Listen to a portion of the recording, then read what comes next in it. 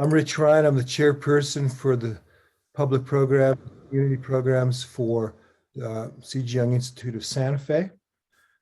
I think we have a solid program this year. I really was hoping to get back to in-person programs, and unfortunately, we're not doing that yet. I hope to do that by the end of this program year. As any of you who've seen the brochure see that there's two scheduled for March and April. Before I get to introducing our presenter, I'd like to introduce our new administrative person. I'm super happy to have her on board.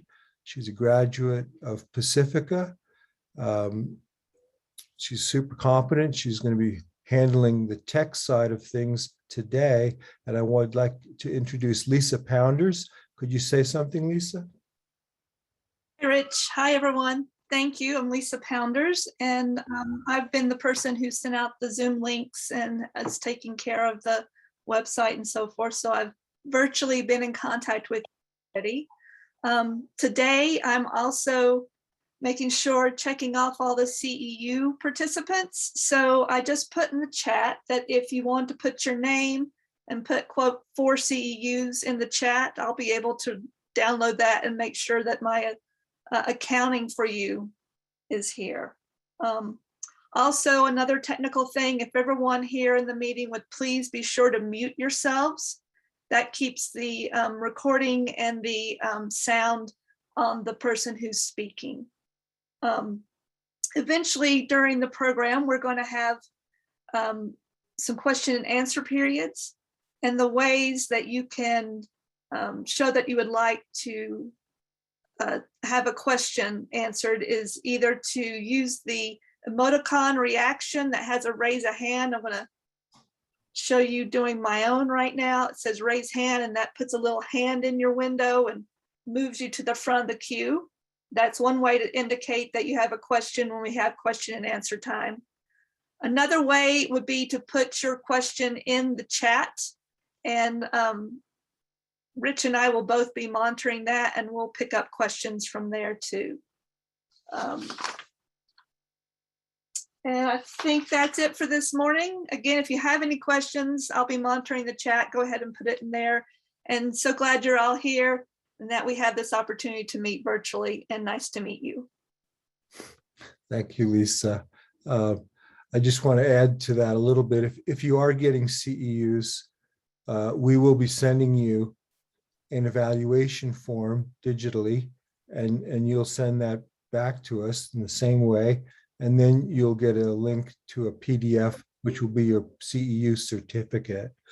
We didn't give CEUs last year. There was a lot of balls in the air. So I'm happy that we're doing that.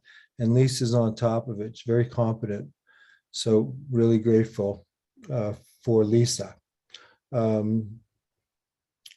Next month, we have Susan Nagley, Susan Clements Nagley, and she'll be presenting on behind the scene contemplation of the relationship between the persona and the self. She's very good. This is a great presentation. So I'm looking forward to that, and looking forward to some of you coming back for that. I really appreciate you all being here today. Now I'm going to introduce our presenter for today, Stephen Buser. Stephen has been trained in medicine at Duke University and served 12 years as a physician in the United States Air Force. He's a graduate of the clinical training program at the C.G. Jung Institute of Chicago. He's co-founder of the Asheville Jung Center. They were the first group, the Jungian group, to do online courses, lectures. Steve's quite savvy. He's also the publisher of Chiron books. And these books today are Chiron publications. So he's very accomplished, and he's very adept at explaining what's going on with these collected works of Marie-Louise von Franz. With that, I'm going to pass it over to Steve. Steve, are you there? I am here, and thank you so much, Rich, for the warm introduction. Good to see so many people here, getting near the 100 limits. That's always wonderful to see. Rich mentioned Asheville Jung Center. We started that in 2008. And at the time, there was no Zoom, there was no Skype, there was nothing. We set up a internet connection to Murray Stein in Zurich. Had to pay $1,000 for him to go to a studio near the airport with a Polycom system. We broadcast that through a university because that was the only ones that could afford Polycom. And it was absolute magic when Murray popped up on the screen, and all of us were listening to just these wonderful lectures from him.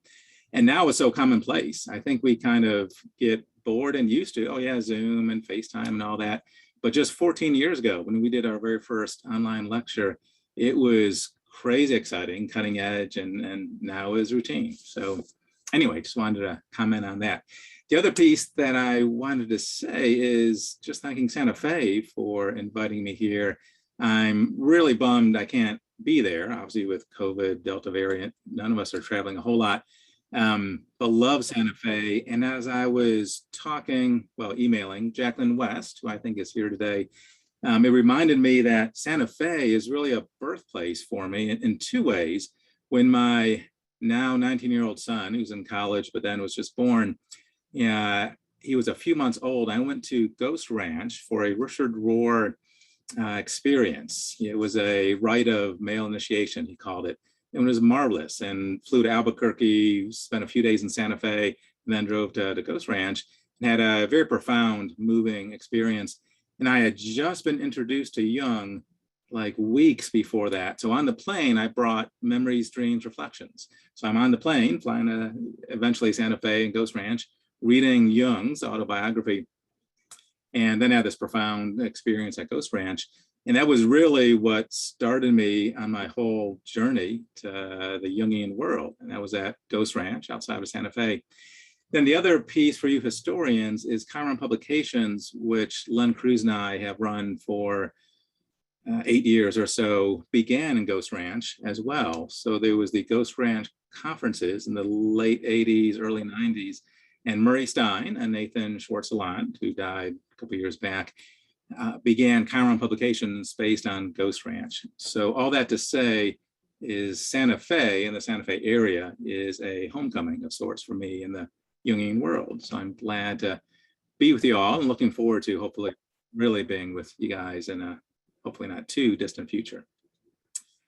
All right, so we got a PowerPoint. Let me start that up. I just forgot to say that we are going to have 2 breaks, just to interrupt for a second, and they'll be on the hour, and they'll be 10 minutes. Yeah, we'll get as close to the hour as I can, but they'll be near the hour, unless you want me to be absolute and just cut her off. And we are going to try to keep the breaks relatively brief, just because there's actually 3 volumes we're going to try to get through. Volumes 1 and 2 is the first part of this talk. Volume 3 is the last part. We won't get all the way into volume 3. Yeah, that would be probably a 4.5 hour talk, but we will try to touch on volume 3, which is the one that's just been released with that. So Marie-Louise von Franz, we're here today to talk about the collected works of Marie-Louise von Franz, who I will shorten to von Franz because Marie-Louise von Franz is a mouthful, and I'll be saying that mouthful quite a bit today. So when I say von Franz, I mean Marie-Louise von Franz. We have been honored to been selected to publish her collected works, which will be a 28-volume kind of series. This is me, I've already been introduced. And the first 3 volumes of which have just been released. So we have volumes 1, 2, and 3, and we're hoping to keep moving to either 6, 7, 8. We're going to skip 4 and 5 for a bit, and I'll talk about that a little bit later. And we're actually meeting Monday with Zurich and the foundation out there to try to re-engage, get the next few volumes kind of going now that we're done with the first 3. These are the covers of the first 3. And eventually the first 5. There's 5 volumes that will all be the Archetypal Symbols and Fairytales, which was a series that von Franz wrote at a very early age in her career, in her 20s, actually. And the 4 and 5 haven't been translated yet. So we have 1, 2, and 3 translated in English. 4 and 5 are only in German for now. So it's going to be a year or two until we come back to volumes 4 and 5, but we'll get back to those relatively soon. The first volume is sort of an introduction to fairy tales. It talks about the profane versus the magical world. Volume 2 is the hero's journey, the masculine journey. And volume 3 is the heroine or the maiden's quest or journey. And they're the release dates on the bottom. The first one was released on her 104th, I think, birthday. So before we dive into volume 1, I want to give us a brief overview of Von Franz because she has a really fascinating life story. Many of you know, you might not all know it fully, and some of you may know very little about Von Franz. So let's dive in. Much of this biography part of the talk is from a book published by Chiron in 2006, The Fountain of Love and Wisdom, which is not an autobiography, it's really testimonies about Von Franz, letters she wrote to folks and people's memories of her over the years. So she had a mother and father, of course. And this part, I like to stress the cauldron that Von Franz was born into. We're going to talk about 3 archetypal cauldrons: World War I, World War II, the Great Flu pandemic, 1918, and actually a 4th with the Great Depression. Each one of those 4 events are catastrophic in someone's life, can be potentially, and certainly archetypal. And Von Franz had all 4. She was surrounded by intense archetypal energy from the collective unconscious. And I think that's part of how she was so brilliant. Obviously, she had an amazing mind that could just comprehend this. She met Jung at a very young age, which we'll talk about, still in high school, and had, of course, a long career and a long life with that. Not only was she born at the very beginning of World War I, but in the heart of it. Her mother was German, and she was born, Von Franz was born in Munich. Her father was Austrian, and of course, the Austro-Hungarian Empire and the German Empire that were the Axis powers during World War I. Not only that, but her father was a member of the Joint Chiefs of Staff of the Austro-Hungarian Army. So he was one of the very, very top generals in the war as that was occurring. Of course, Germany and Austria lost the war, and that put their family into crisis, and they fled to Switzerland, although it took a while to cross the border. So here's a photo, which I love, 1915. You can see Marie-Louise von Franz on the lap of her mother, and you can see Marie-Anne von Franz standing there. And that's obviously her sister. So you've got younger Marie-Louise von Franz, and then the slightly older Marie-Anne. Gorgeous, cute photo. So I've started to talk about this. She was born into World War I, was in the very top echelons of the Austrian Empire and military command, and lost. They fled to Switzerland. At age 3, her father contracts the 1918 Spanish flu, which of course is the great viral pandemic before the current great horrible viral pandemic. And when people are talking about COVID-19, they're often referring back to the 1918 Spanish flu, and that was the last worldwide incredible pandemic that killed millions and millions of people, as the current pandemic is. So her father contracts the last pandemic virus, becomes invalid for some time. At age 15, the Great Depression hits that part of Europe, and her father loses the majority of his wealth. So they get hit with another archetypal event. Then, of course, World War II fires up a few years later, and we're in Switzerland, but right in the heart of the European battles as they're occurring. Of course, in hindsight, we know Switzerland stayed fairly safe. In foresight, if you were there in 1939, 1942, you had no idea if you would be invaded at any time from the German armies with that. So that was an incredible cauldron that this young lady was born into. And she had not just 1, but 4 of these incredible events. So after World War I, they eventually get across the border to Switzerland and buy a cat. Well, if they have a cat, there's their cat. And I say that jokingly because Von Franz, who isn't holding the cat, but has an incredible love of animals. And you'll see this throughout your career and her writings. and we'll meet her bulldog pretty soon. This is their house. They retained, some of their wealth when they were high up in the Austrian Empire. They had a fairly wealthy family. They maintained some of that until the Great Depression, when they lost the majority of their wealth. This is their house that they bought. And I love this slide, not just because she's so cute in the left photo, but Marie-Louise and Marie-Anne is a mouthful to say. So it was shortened to Marie-Louise as Marluce and Marie-Anne as Mandy. So as girls, and to some degree throughout their lives, they were referred to as Marluce and Mandy. And in Zurich, in the institute, the Jungian Institutes, it was a great honor if Marie-Louise von Franz allowed you to call her Marluce. And she might even sign her letters, correspondence to you as Marluce. And in the upper right-hand corner, you can see a zoomed in part of a letter where it says, "Love to you all, Marluce." So Marluce was the inner circle name for her. 1928, she enters gymnasium, that's the high school. 1931, they moved to Zurich, and that's depression related. So they lose most of their wealth from the Great Depression and rent a villa in Zurich. So they move from a couple hours by car outside of Zurich to Zurich itself. She meets Jung at age 18. I'm going to let Marie-Louise von Franz tell you that story herself because she tells it so marvelously. But she's still in high school when she meets Carl Jung. Almost graduates. Here she is telling you about meeting Carl Jung.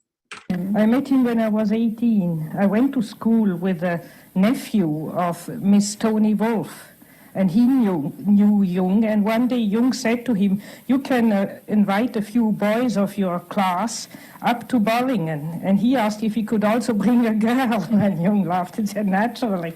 So we went, 6 boys, and that one 7, and I makes 8. We were invited to Bollingen just shortly before leaving school. And that's how I met him, by so-called chance. Uh-huh. Did you recognize a fateful meeting at that time? Oh, yes, I did.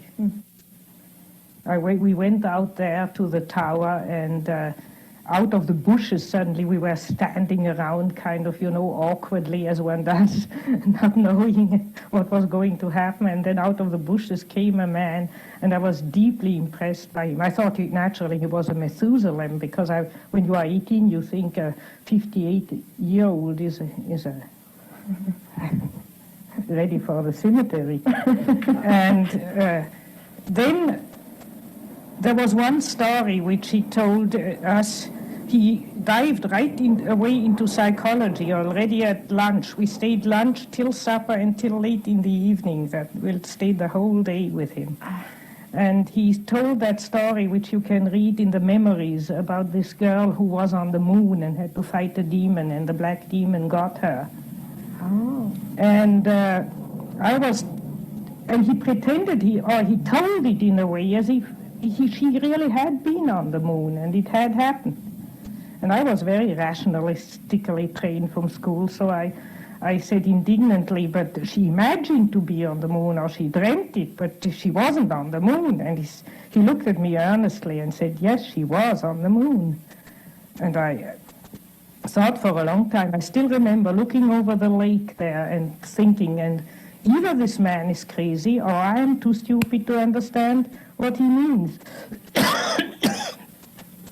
And then suddenly it dawned on me, he means that what happens psychically is the real reality. And this other moon, this stony desert which goes around the earth, that's illusion, or that's only pseudo-reality. And that hit me tremendously deeply. When I crawled rather drunk into bed because he gave us a lot of burgundy that evening, I thought it'll take you 10 years to digest what you experienced today. When did you tell him about your own alchemical laboratory? Did you tell him? That I told him only later, but it went on like that I didn't dare. I wanted to get in contact with him, but I didn't dare. I was too shy, and he was obviously a great man, and I was nobody.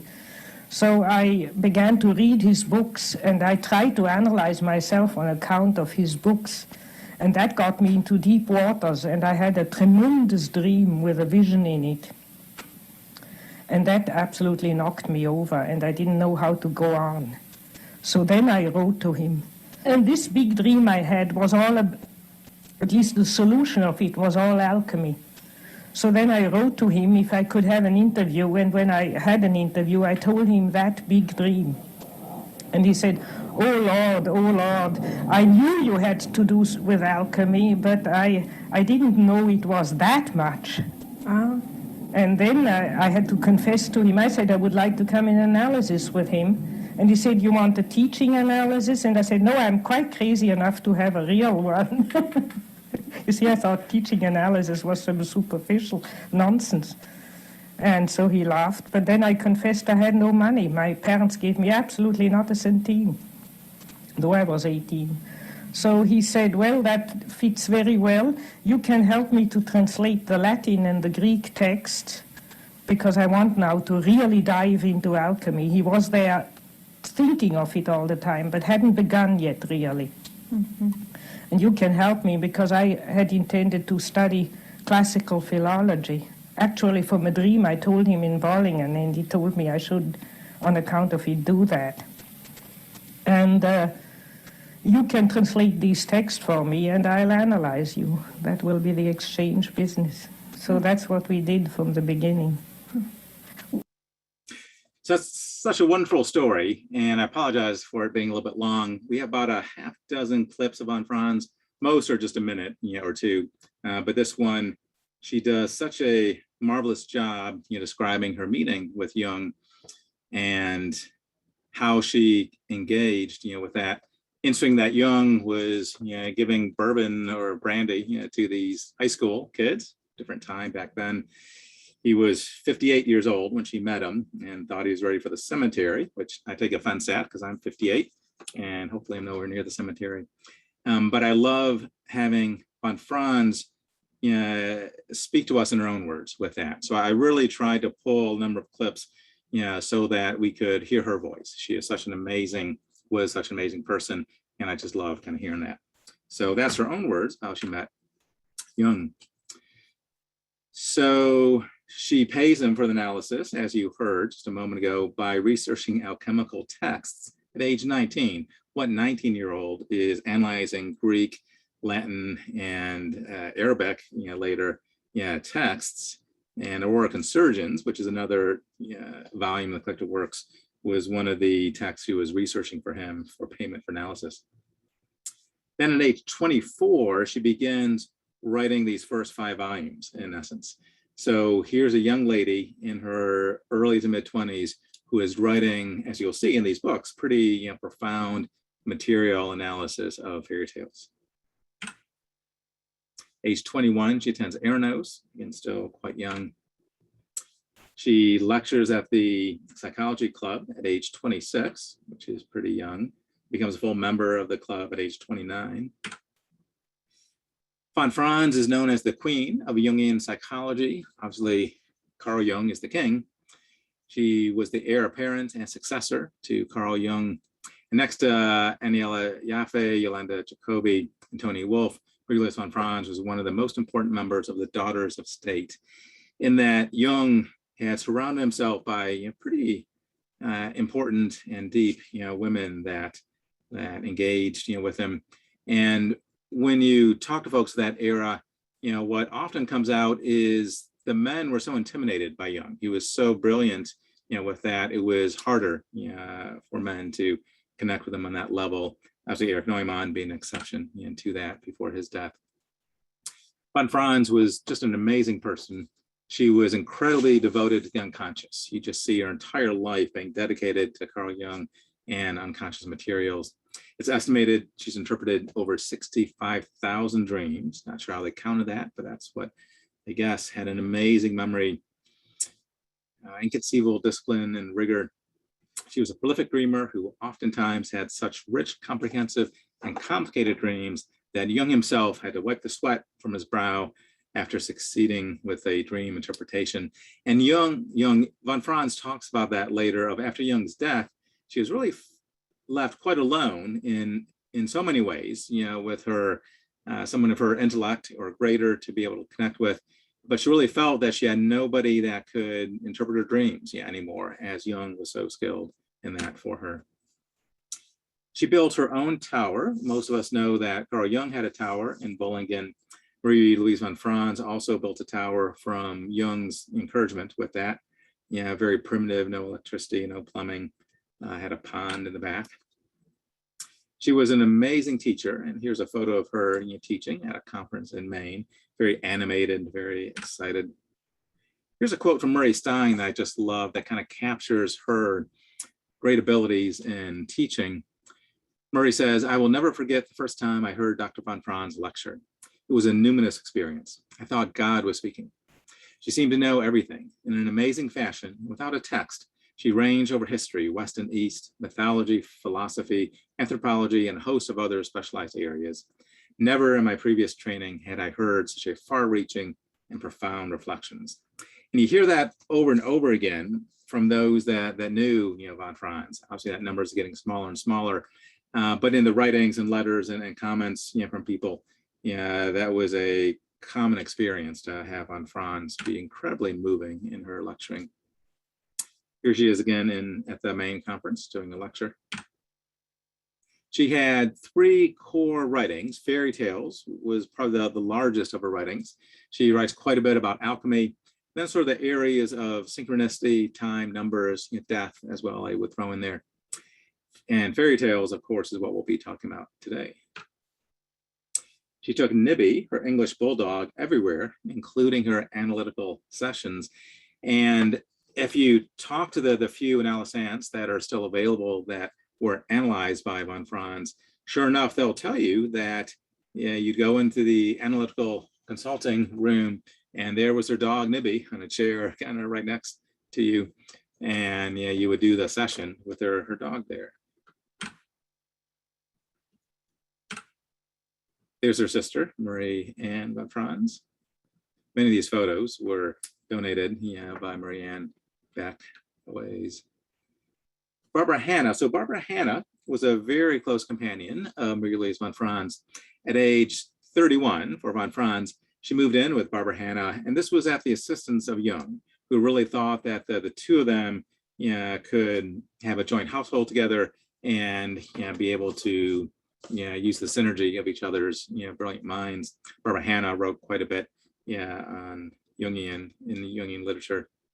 Then at age 50, they finally had enough money to buy a house in Küsnacht, Lindenberg Strasse 15. That's a picture of their house in the little left-hand corner. And they lived there then for 33 years. And that is now the headquarters of the foundation. So there's a foundation focused on Marie-Louise von Franz, and that's their headquarters, where they have the archives and the secretarial administrative support pieces. And the photo of von Franz. Von Franz died in 1998.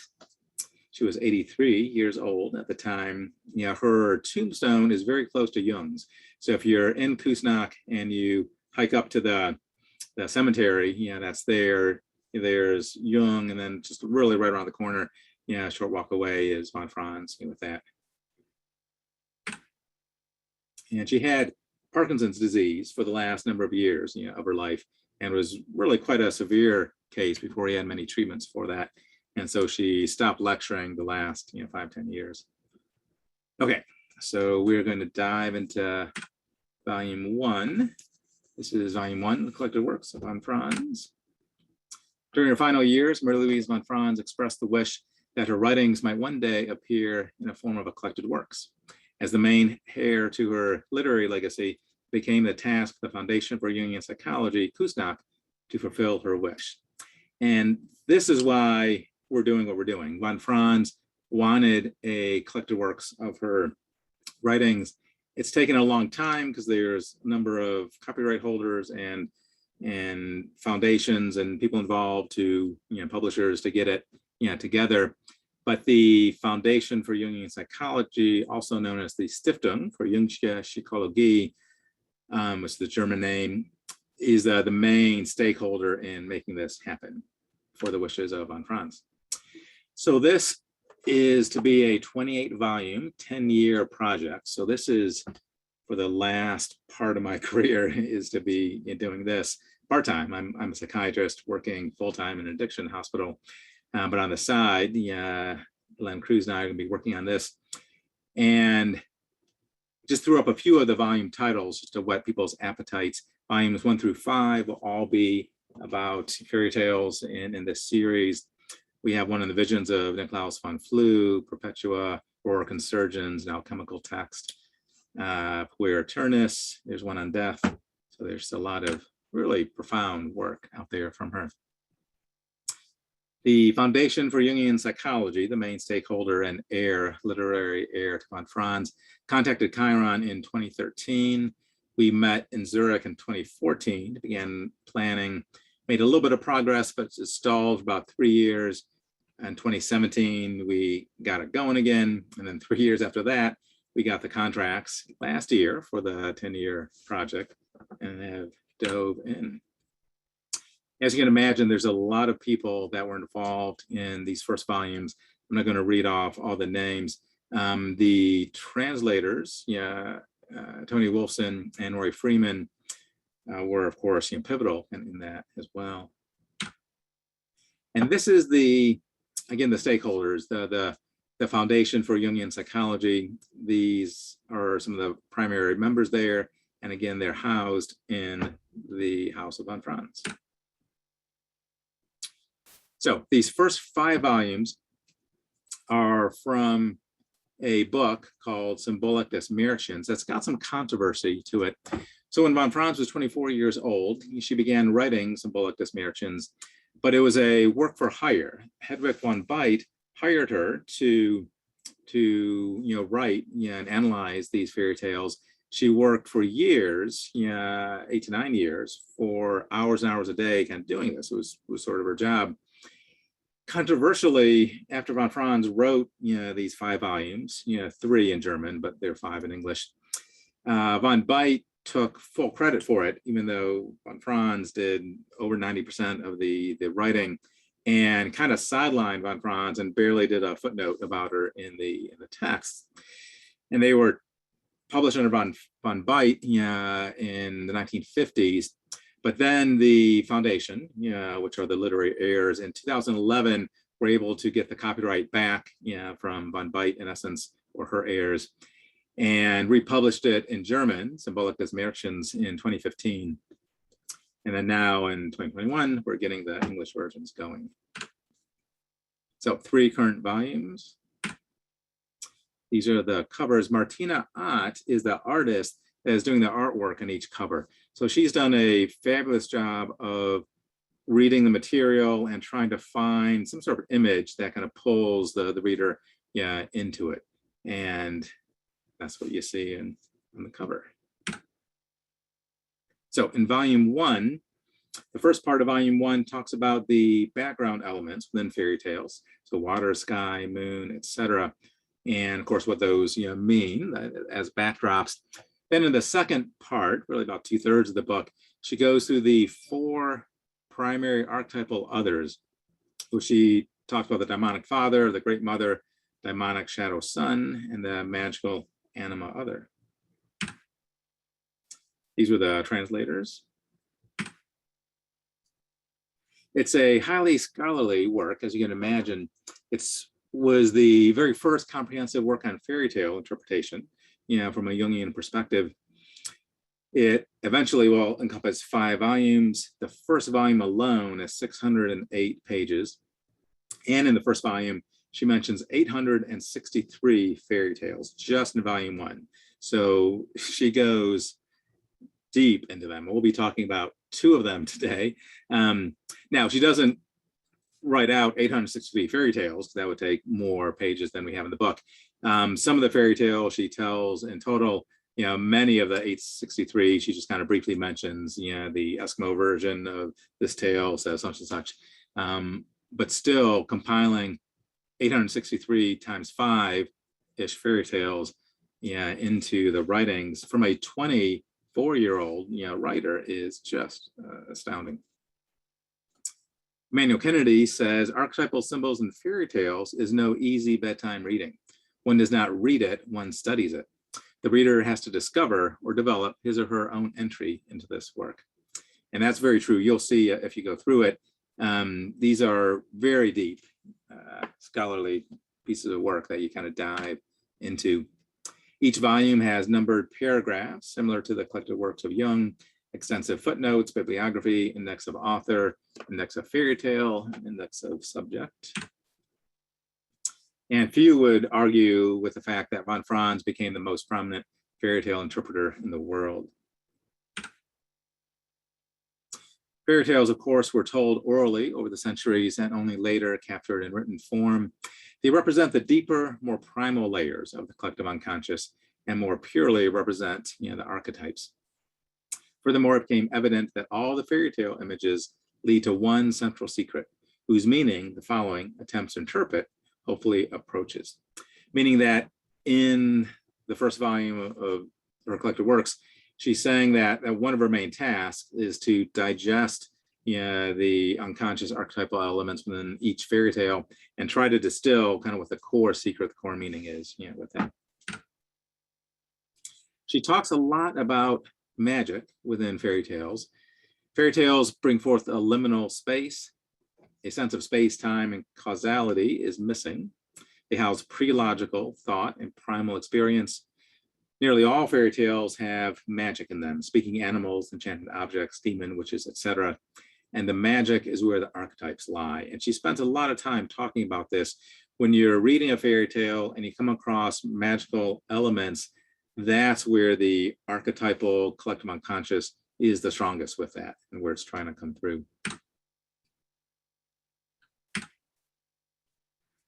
Okay, first part of volume 1, she talks about the background elements, and she spends a fair amount of time contrasting the mundane and the magical. The mundane is the everyday, ordinary time, and the magical is the liminal, unconscious, archetypal elements. And the hero or heroine steps from the mundane, normal reality into the enchanting kingdom. Just like the reader, if you're reading the fairy tale, you step from your normal space-time, you enter the fairy tale into the magical world, and then you leave the fairy tale and come back to normal in time. All right, here's von Franz again. The moon in historical tradition was always looked at to dominate the transient, changeable world. Above the moon in antiquity, one thought were the eternal constellations, the realm of the Platonic ideas, so to speak, where nothing changed or only in very long historical processes. While the moon is an ever-changing feminine constellation, it rules over the menstruation of women, of birth and death on earth, over the animals, the tides, and so on.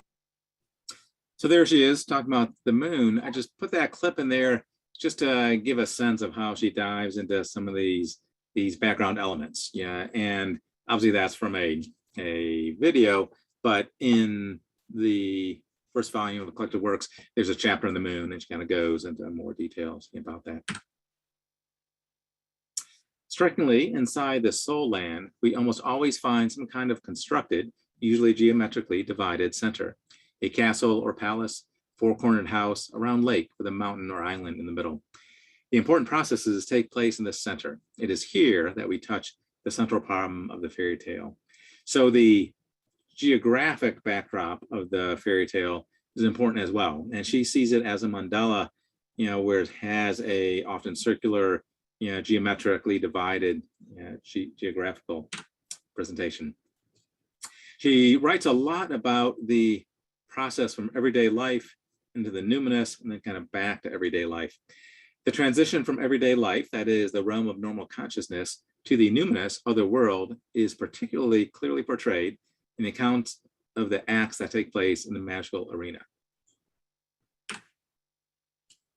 The incidents in the magical realm of fairy tales are fundamentally similar to dream experiences, in that the enchanted world represents the unconscious. So she writes a lot about dreams and fairy tales. Now, they are different in her mind in that dreams are connecting into the personal unconscious, and the fairy tales are more connecting into the collective unconscious. And she sees fairy tales, even more so than myths or sagas, as deeply into the collective unconscious, versus a myth, a saga about Greek legends, is coming more from the cultural unconscious of that Greek or whatever cultural element it's coming from. So the next part of volume 1, she dives into the 4 primary archetypal others, which are father, mother, son, daughter. And she calls it the daimonic father and the great mother, the daimonic son, and the magical daughter. So those men in the audience might take offense at that. Wait a minute, why is it the daimonic father and the great mother and the daimonic son and the magical daughter? One thing to keep in mind is daimonic is not demonic. And we're going to talk about that in a moment. Demonic is evil, typically. And daimonic is not. So that's not as harsh as it might seem. And here is a kind of image of that. The hero or heroine is in the center of the story, and the 4 archetypal others are surrounding that: the great mother, the daimonic father, etc. And the hero engages with these people. There's another way to divide the quadrants that we just showed. One is male, female, of course, mother, daughter, father, son. The other is ruler versus non-ruler. So the mother and the father are ruler authorities, which correlate to the great mother and the great father. The non-rulers, non-authorities are shadow, anima, son, daughter, brother, sister energies. And here's that depicted with 2 dotted lines. The one on the top is feminine versus masculine, and the one on the left side is ruler versus non-ruler. She goes a fair amount into that. So we will start with the daimonic father. And again, daimon is not demon. So daimon refers to a lesser deity or guiding spirit, such as the daimons of ancient Greek religion and mythology. The word origin stems from provider or divider of fortunes and destinies. Daimons were seen as the souls of men of the Golden Age, acting as instructive deities. So that sounds better than being a demon father. 2 primordial images that appear in almost every fairy tale, either one alone or together, are those of the father and mother. These parental images do not carry human or personal traits, but from time immemorial have been granted divine attributes. Father, grandfather, ancestor, teacher, old man, magician, medicine man, artisan, old chief, old king. Generally speaking, the images of the father signify the creative spiritual principle and the activating, life-energizing dynamic. So the great mother and the great father, or daimonic father, are carrying these archetypal energies within the fairy tale. The great mother. Okay, so for the great mother, I'm going to read you a fairy tale. This one is called The Other World. There once was a little child whose mother every afternoon gave her a small bowl of milk and bread, which she would eat in the yard. But when she began to eat, a toad came creeping up, dipped its little head in the dish, and ate with her. The child took great pleasure in this. One day, when the toad did not come, she cried, "Toady, toady, come swiftly, hither come, thou tiny thing. Thou shalt have thy crumbs of bread. Thou shalt refresh thyself with milk." Then the toad came in haste and enjoyed its food. He even showed gratitude, for it brought the child all kinds of pretty things from its hidden treasures, bright stones, pearls, and golden playthings. The toad drank only the milk, however, and left the breadcrumbs alone. Then one day the child took its little spoon and struck the toad gently on his head and said, "Eat the breadcrumbs as well, little thing." The mother, who was standing in the kitchen, heard the child talking to someone, and when she saw she was striking a toad with her spoon, ran out with a log of wood and killed the good creature. From that time forth, a change came over the child. As long as the toad had eaten with her, she had grown tall and strong, but now she lost her pretty rosy cheeks and wasted away. It was not long before the funeral bird began to cry in the night, and the red breast to collect the leaves for a funeral wreath. And soon afterwards, the child lay on her funeral stand. So sad fairy tale. I apologize for that. It's not very Disney of me to choose that one. This story contains a piece of primitive mentality because the toad represents, through participation mystique, the vital center of the little girl herself. The toad gives her golden toys, showing that it represents the richness of the child's fantasy life. It symbolizes a part of her unconscious soul, and when her mother kills it, she commits murder of the soul of the child. The maternal significance of the toad is, of course, not limited only to its positive aspects. The toad is also the animal of the witch. Through her uncomprehending behavior, the real mother in the other world kills the life-giving archetype of the mother and the child. The intimate, necessary, and natural connection between the real mother and child, which is based on the chthonic archetype of one mother, is cut, and thereby the child's vital connection to life is lost. The mother archetype, like the father archetype, makes use of various symbols and appears in positive and negative form, not only as mother, grandmother, nurse, godmother, demoness, and goddess, but also in the broader sense as, for example, city, forest, sky, sea, water, all vessels, etc. Great mother can be frightful, dark, and destructive, as well as good, cherishing, supporting, giving, and warm, a wise woman, the guardian of all things past, and knowing about the future. So, daimonic father, great mother, now to daimonic son, or shadow. And here we have von Franz talking about shadow. So the shadow, if we repress the shadow, we are only half people. That's why there are in literature such tales that the devil steals the shadow from people, and then they are, so to speak, in the claws of the devil, because we need a shadow. The shadow is what keeps us down to earth, which reminds us of our incompleteness, and which also provides us with complementations. We would be very poor if we were only what we imagine to be. Franz on shadow. The hero does not always reach the rulers of the magical kingdom, but he meets other magical beings along the way. They approach the hero as emanations of the inner power of the magical kingdom. The encounter and relationship with these characters are portrayed in all fairy tales as momentous for the fate of the individual, especially if they appear concentrated in the figure of the son of the magical deity. The way in which the fairy tale hero confronts him decides his fate. If one tries to derive a law for proper conduct from these tales, it would most likely be that in all circumstances, one can follow and trust one's own inner daimon, even if this brings one into conflict with the prevailing opinion. If one imposes his or her inner voice, one loses the support of the unconscious and is punished by misfortune. If one lets oneself be guided by the unconscious without losing his or her head or sense of humor, the journey into the depths rewards one with unexpected riches.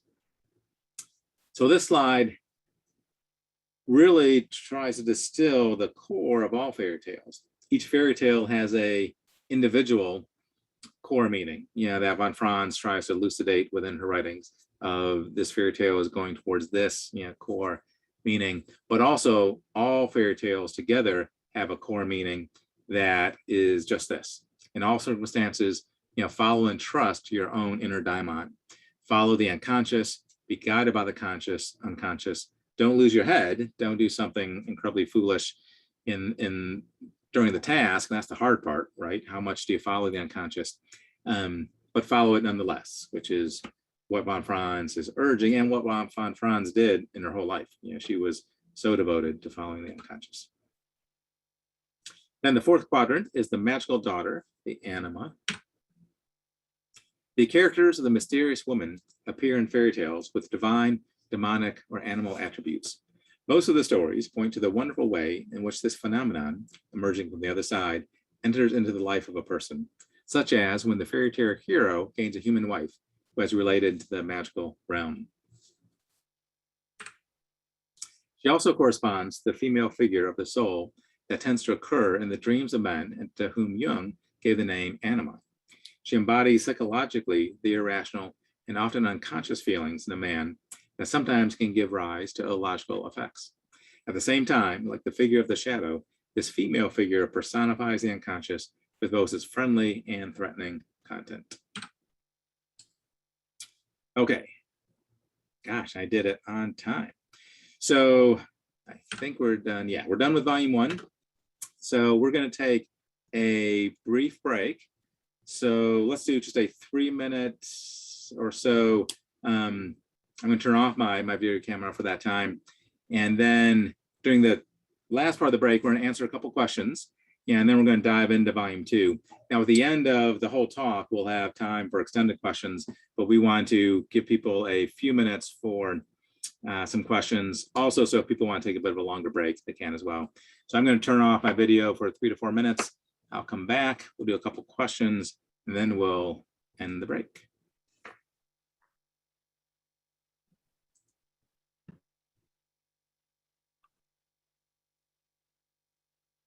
Hi, everyone. This is Lisa. So feel free to take like 3 to 4 minutes or a little bit longer. And then when Steve comes back, he'll take a few questions and continue the presentation. Thank you.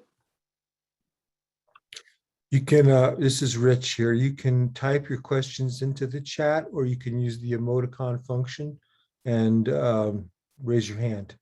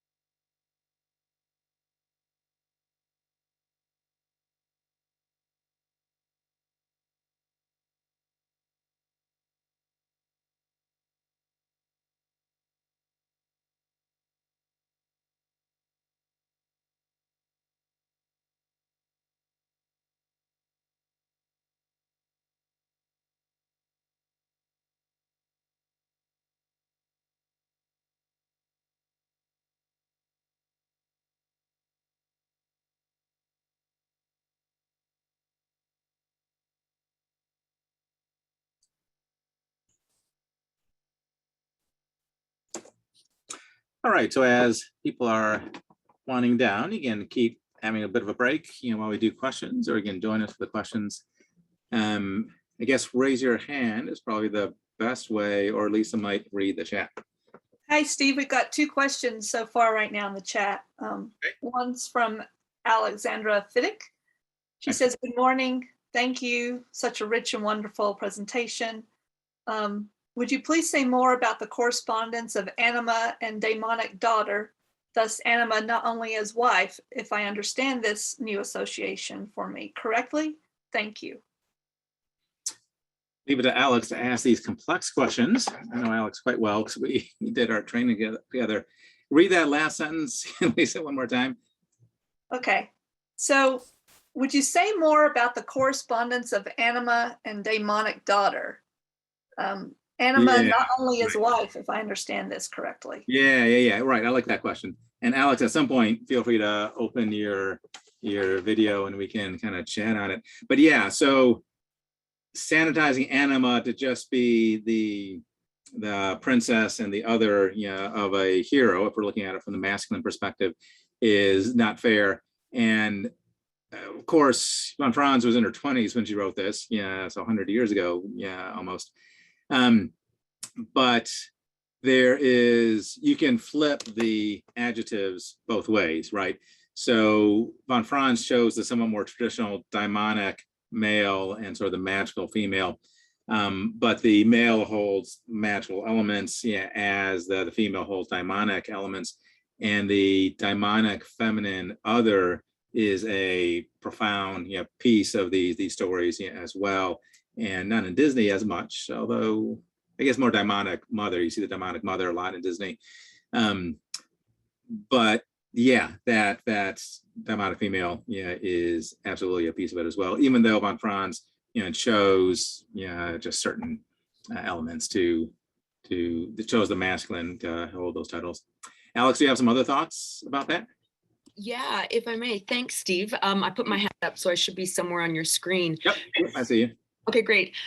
Yeah, I mean, it's quite interesting to think of it as daughter, because that also works when I think of men in their second half of life, and maybe that reach to the younger female that often becomes the affair, right? Like in acting that out. So for me, it offers a completely different understanding to see it as demonic daughter, because it's often maybe the puella or the young golden princess that still is capturing later males' attention, right? Working out something. And just to see it as that different naming for me is kind of a light bulb, right? Like it does something. Or I think of, I think it was Emma Wolf who gave us that archetypal image of female, wife, daughter, lover, friend, right? Or child, right? That I'm thinking, oh my goodness, demonic other or demonic female could also be all of those 4 parts too, or not.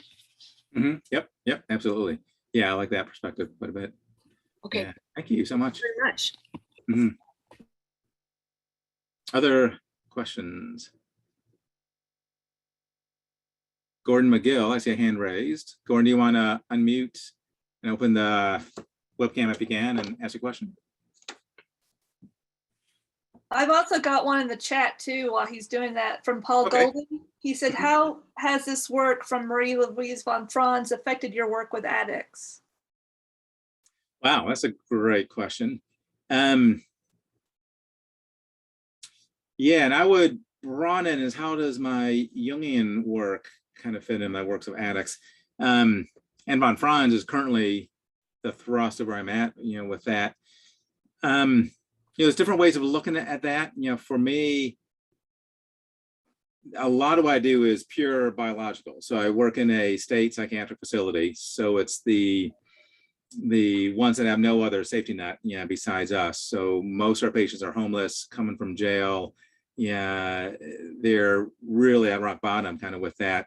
They're hooked on heroin, methamphetamine, alcohol. So a lot of what we're doing is just trying to keep them alive, by detoxifying them off these chemicals. But we have a rehab side of it as well. The detox is just getting them off physiologically the drug, and then we have a brief 2-week rehab. But in the rehab, we do try to integrate these principles in. I've started a dream class where we'll have group of men or women together and kind of go over dream interpretation. We'll have them say a dream or two and kind of go into it. And I'm amazed at how hungry that population is, for it. Because I think the diction world gets it a little bit better because they are living right on the razor's edge.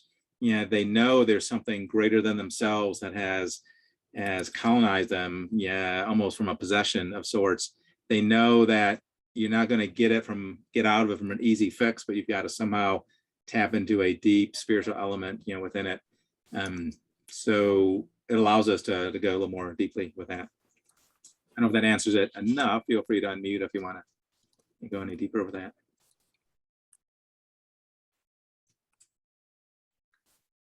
Gordon, I see your hand raised. Would you like to ask your question?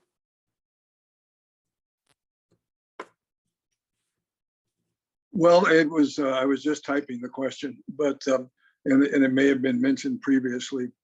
Will we have access to the presentations after this course that we're doing? Henry, yes, I just replied that there'll be a video recording sent to everyone. Oh, wonderful. Thank you. All right. So, right. So we're going to dive back in. If you have other questions, realize that we're going to do another quick break, and then we're going to try to leave a good 15 to 30 minutes at the end available as well to do a little more kind of dialogue. We thought we'd integrate the first round or two of questions into the break. All right, so we're going to dive into volume 2. Make sure to mute if you haven't muted back already.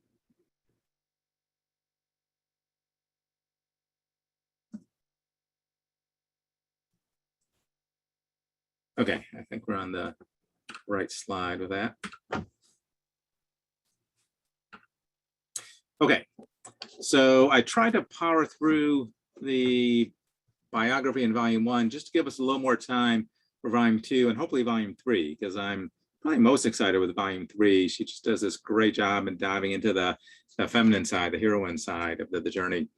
But first, we're going to do the hero in volume 2. Again, these are the first 3 volumes. You've seen that. I won't do much of a review other than the sentence. In volume 2, she talks about volume 1. I thought it was a nice summary. In volume 1, we focused on 4 figures that are of general importance and appear again and again in fairy tales with only minor variations. First, the figure of the half-light, half-dark father, a spirit hidden in nature. Then there's the great mother, matter, and nature in her life-fostering, death-bringing aspects. Next was the shadowy companion of the hero, partly a miscreant, partly an animal, and partly a divine prince. Finally, we presented the anima, the soul image of a man, with all her dazzling and iridescence, sometimes high, sometimes low manifestations. So that's von Franz summarizing the first volume. Volume 2, we're shifting to the hero's journey. Volume 3 will be the heroines. And one thing she talks a fair amount about is that with really any fairy tale, you can look at it from 3 different perspectives. One is the masculine psyche, one is the feminine psyche, and one is the conjunctio kind of transcendent psyche with that. In this volume, we're going to be looking at the fairy tales from the masculine psyche. And with the masculine psyche, the center figure is the male hero. If there's a female lead, it's a kind of anima figure, and vice versa if you were to flip it and look at it from the feminine. And really any fairy tale you can flip, even say Cinderella, which clearly has a heroine as the primary figure.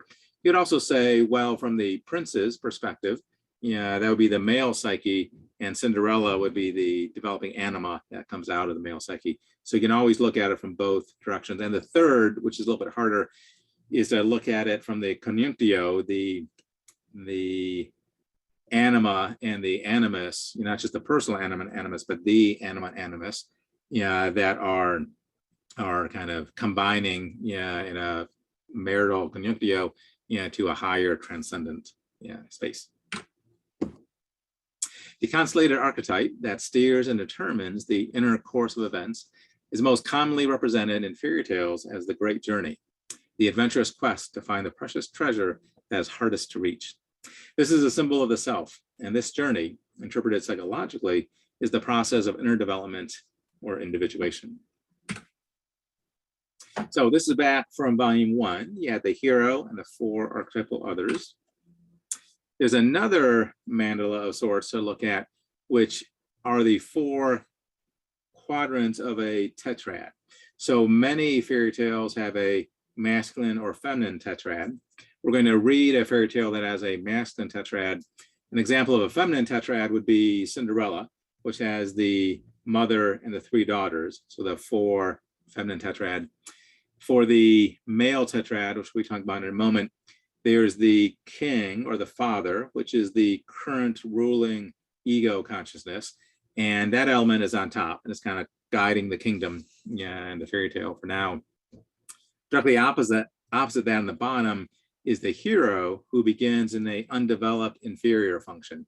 In the story we'll read in a moment, it's the simpleton, is the youngest son, the unconscious elements, and is the persecuted pieces. And if there's a tetrad, then there's 2 other sons, brothers in essence, and they're the auxiliary functions on the side that kind of interfere often with the hero, but aren't as directly involved. And in the fairy tale, what I want y'all to keep in mind and notice is that the primacy flips at the resolution of the fairy tale. So the hero often becomes king, or gains the kingdom, and the king often dies or steps down. So now he has gone more towards the unconscious, while the hero enters the primacy spot. And that's really the unconscious becoming conscious, which is what individuation is all about, finding our unconscious elements and trying to make them conscious. All right, the 3 feathers. So the next fairy tale I'm going to read you is the 3 feathers. It's a little bit longer, just to warn you, from the toad story. Once upon a time, there was a king who had 3 sons, 2 of whom were clever and intelligent, but the 3rd did not talk very much. He was simple-minded, and the only name they gave him was the simpleton. When the king became old and weak and contemplated his end, he did not know which of his sons should inherit the kingdom. So one day he said to them, "Go forth, and the one of you who brings me the finest carpet shall be king after my death." So that there would be no disputes among them, he led them to the front of his castle, blew 3 feathers into the air, and said, "As they fly, so shall you go forth." 1 feather flew to the east, the other to the west, and the 3rd feather flew straight ahead. It did not go very far, but fell quickly to the ground. 1 brother followed the 1st feather to the right, the other to the left, and they laughed at the simpleton who had to stand there where the 3rd feather had fallen. The simpleton sat down and was sad. Suddenly he noticed there was a trap door just next to his feather. He lifted it up and found a stairway and climbed down. Then he came to another door and knocked, whereupon he heard someone calling from within. "Maidens quick and small, hopping toads, hop hither and thither. Quickly see who is outside." The door opened, and he saw a big fat toad sitting there, surrounded by a large number of little toads. The fat toad asked him what he wanted. The simpleton answered, "I would like the most beautiful and finest carpet." Then the fat toad called to the young toad, saying, "Maiden, green and small, hopping toad, hop hither and thither. Bring me the big box." The young toad brought the box. The fat toad opened it and gave the simpleton a carpet from inside that was so beautiful, the likes of which could never have been woven in the world above. He thanked the toad and climbed back up. Now, the other 2 sons thought that the brother was so stupid, he would certainly not find anything to bring home. "Why should we spend a lot of effort looking for a special carpet?" they said. So he took some pieces of coarse cloth from the first shepherd woman they came to and took them back home to the king. At the same time they returned home, the simpleton also arrived, bringing with him his beautiful carpet. When the king saw it, he was astonished and said, "It is only right that the kingdom should go to my youngest son." The 2 other sons, however, gave their father no peace, saying that it would be impossible for the simpleton to become king, as he lacked understanding in all things. They asked that their father declare another contest. The father finally agreed, saying, "He who brings me the most beautiful ring shall inherit the kingdom." Again, he led the three brothers outside and blew three feathers into the air. Again, the simpleton followed his feather to the fat toad, who gave him a beautiful ring.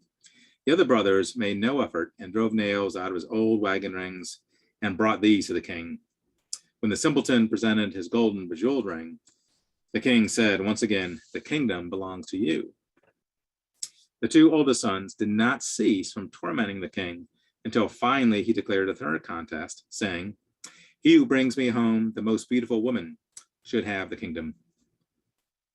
Once again, he blew three feathers into the air, and they flew in the same directions as before. Without hesitating, the simpleton went back down to the fat toad and said, "I am supposed to take home the most beautiful woman." "Yipes," answered the toad, "the most beautiful woman.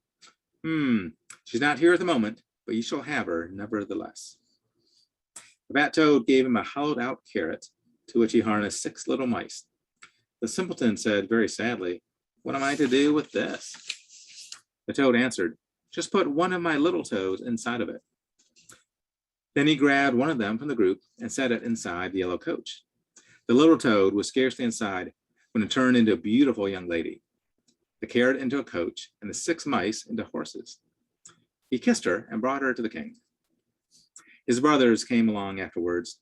They had given no effort to find a beautiful woman, but simply brought home the first good peasant woman they had come upon. After looking at them, the king said, "After my death, the kingdom belongs to my youngest son." The two oldest sons deafened the king's ear all over again, yelling, "We cannot allow simpleton to be king." They demanded that the choice should go to the brother whose woman could jump through a hoop that was hanging in the middle of the hall. They thought the peasant women will be able to do that very well. They are very strong, but the delicate lady will jump herself to death. The old king gave in to this as well. Then the 2 peasant women jumped through the hoop, but they were so plump that each one fell, breaking their thick arms and legs. Then the beautiful lady that the simpleton had brought home sprang through the hoop as lightly as a deer. After this, all protests had to stop. The simpleton received the crown, and he ruled wisely for a long time. So that's our fairy tale. Let's see von Franz dive into it.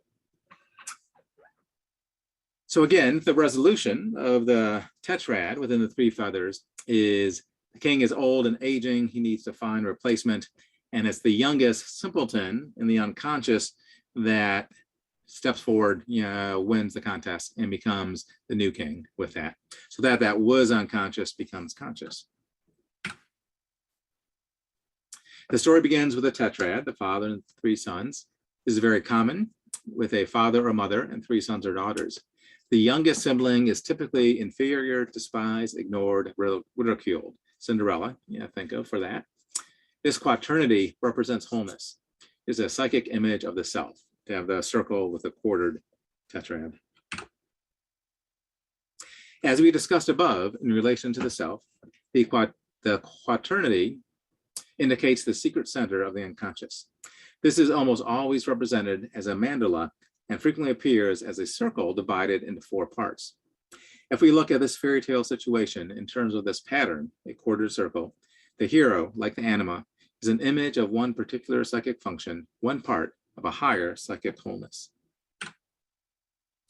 Like the 4 seasons and the 4 quarters of the heaven, the 4 elements are a quaternary system of orientation, which always expresses a wholeness.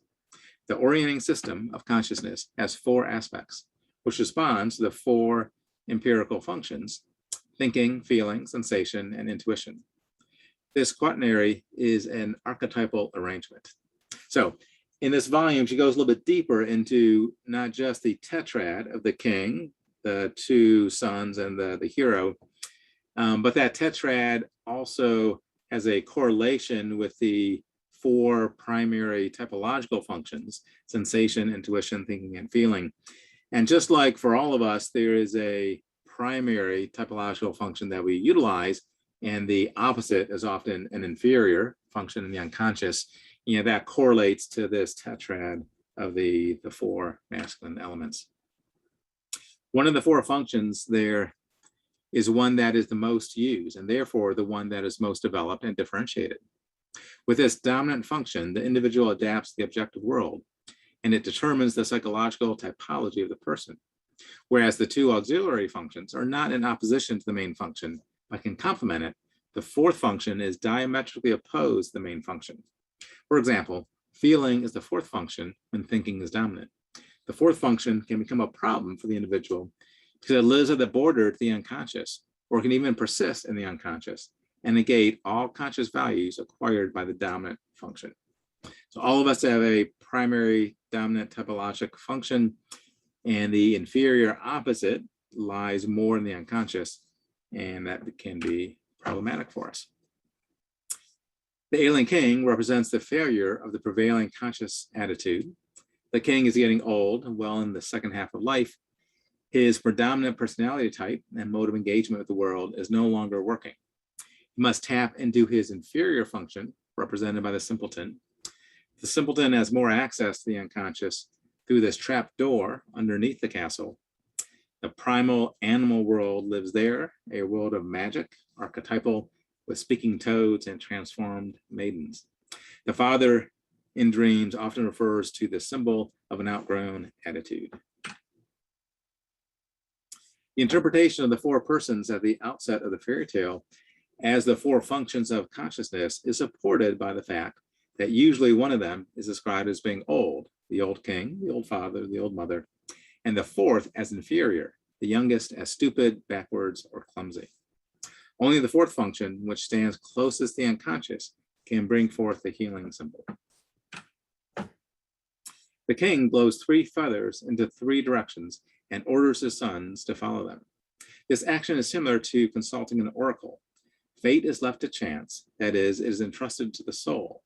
The individual must desperately resist the dictates of reason and give up the supremacy of egohood. The feathers contain a mystical power. Like hair, they signify something spiritual, which is now allowed to take on a guiding function. Whereas the feathers of the elder brother fly east and west, the feather of the youngest falls right in front of him and leads him into his own inner depths, to the great mother. That he should go this way is founded in his own being as the simpleton, because as such, he naturally gropes for what is closest, most natural, and this very simplicity of his reaction leads him to the goal. The simpleton is able to find the trap door because he has an uncluttered mind and represents the earthy part of the human soul. He is ascending into the unconscious. The stairs symbolize this deepening transformation. The earth is receiving him as the receptive earth mother, and the fat toad also represents a nourishing earth mother. Despite the undeniable success of the simpleton in the eyes of the king, it takes 4 tests to finally come to what is right. The 2 older brothers do not accept the successes of their younger brother. They embody the resistance of the conscious mind that is reluctant to acknowledge the value of the unconscious skills and opportunities personified by the youngest brother. The 2 brothers are unable to discern the value and retrieve only things from the secular and collective world. So the first test is the most beautiful carpet. The king wishes for the most beautiful carpet, whose knotting and colored threads can be understood as a colorful life, with all its entanglements and embroilments. The king is longingly expressing that he has succumbed to a lifeless rigidity and has distanced himself too far from the roots of life. The carpet is a fabric, and thus a product of the great mother, nature's weaver. The colorfulness of the sought-after carpet indicates the diversity and fullness of life. Also noting that the feminine is missing, right? This is a masculine tetrad, king and 3 sons. They are striving to bring in the feminine, which he eventually does, and through the toads. But that lack of feminine has led to a dreary, dark life. There's not a lot of life, energy, and a colorful carpet is symbolic of a more engaged, active, living, joyful life. This can happen in the second half of life sometimes. We become too one-sided, rigid in our approach, forces a turn towards our soul that stands closer to the magical realm. The superior function must be let go of and allow the inferior function space to ascend. So we all have times where our carpets are fading, we are getting too encrusted, and we must turn to the unconscious elements of our soul to break free this encrustedness. The second test is the most beautiful ring. And there's a progression in complexity and wholeness. There's a carpet, there's a ring, and then there's a woman. The ring is integrally whole. It's a circular shape, is a mandala. It's a symbol of the self, and foreshadowed by the circle of small toads around the larger toad. The ring is a symbol of bonds and relationships, especially the relationship between body and soul. Like the carpet, the ring stands for the connection to the feminine principle.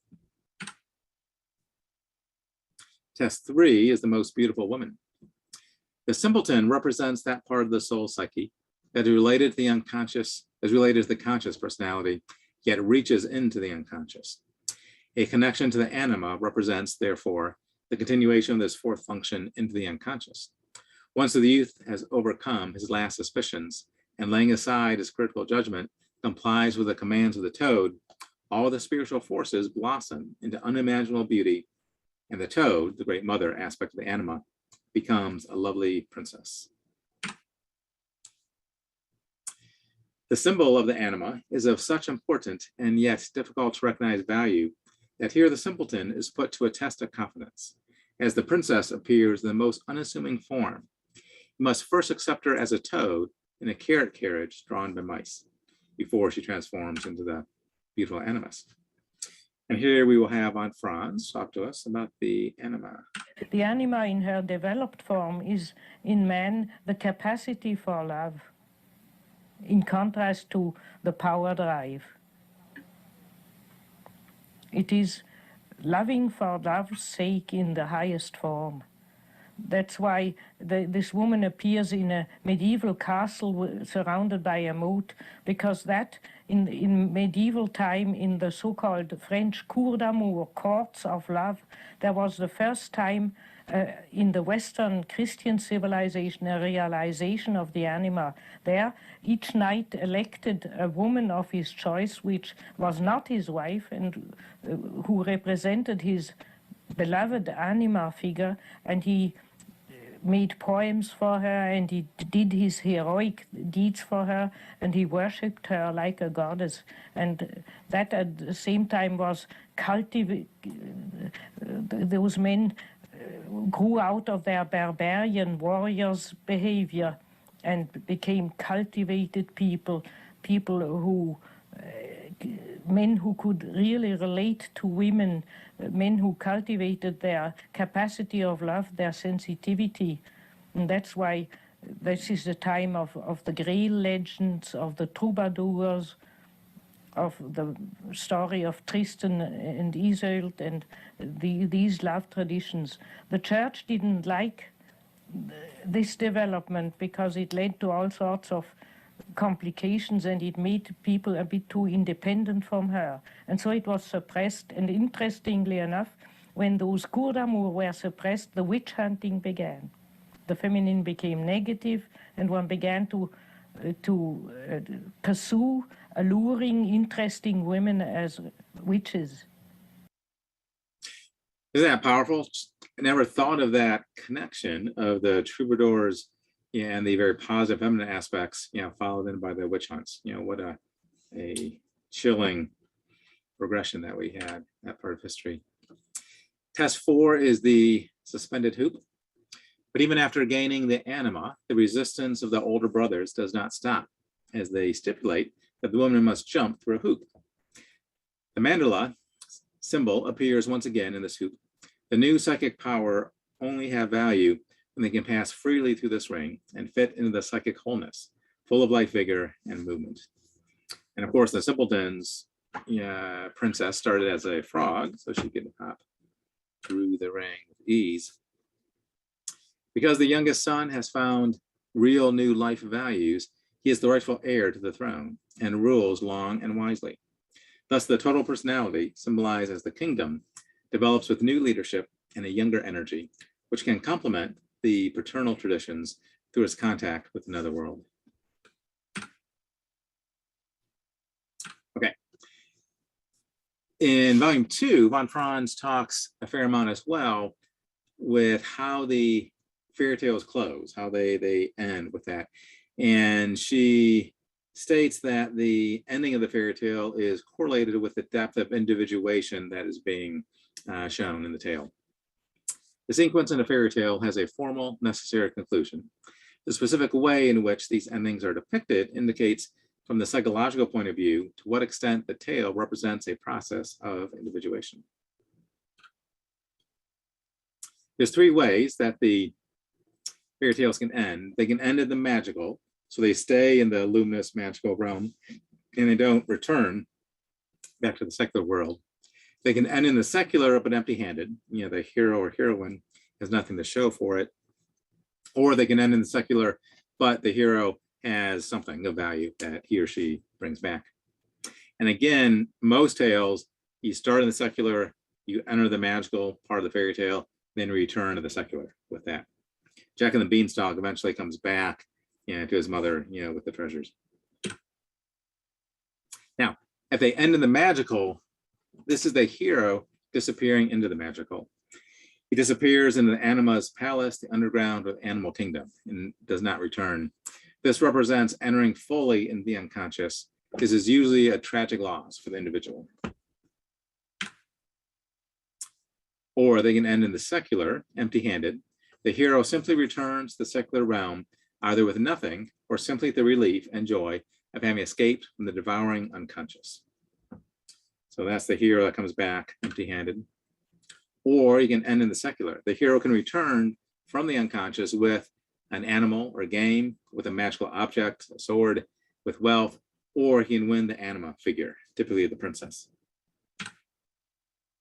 And here's a chart of sorts, you know, looking at the levels of individuation. So the minimal, the least amount of individuation is if the hero or heroine is swallowed in the unconscious and never kind of returns from it. Or he returns empty-handed, survives, but has not much to show. Or he can return with a degree of wealth, which is a little more individuated, can return with a magical object, even better. Or best yet, he's either named king, marries the princess, the anima figure, and is in command of the kingdom at that point. And that's the greatest individuation with it. In all these cases, the winnings that were brought back symbolize new levels of consciousness, wrestled from the unconscious.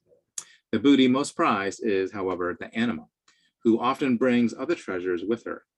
In this respect, the anima is one of the most important personifications of the unconscious in a man. She signifies a lasting contact with her inner world, and thus a secure and permanent source for life renewal, expansion of the consciousness, and individuation. And again, from the heroine side, the animus, the prince, can be equally, thought of along those lines. Okay, so let's talk about the animus. The important thing is the woman's consciousness disidentifying with the animus, because the terrible thing is that when one is in the animus, one doesn't feel one is in the animus first. One feels one is oneself. I have made Jung beautiful animus scenes and was absolutely honestly convinced it was my own holy conviction what I was expressing. Only a few hours later I thought, my God, why have I said all that nonsense? How could I? It isn't how I feel. But in the moment you are in the animus, you think it's you. So the first thing is to learn to notice, now I'm in the animus. I notice it from my voice and such things. I suddenly know, and it's a feeling in the body. I can't describe it. It's an endosomatic feeling. I feel, now I'm in the animus. Also when I stiffen my shoulders in a certain way, then I know now I'm in the animus. The bull, And then the first thing is to notice, I'm in the animus.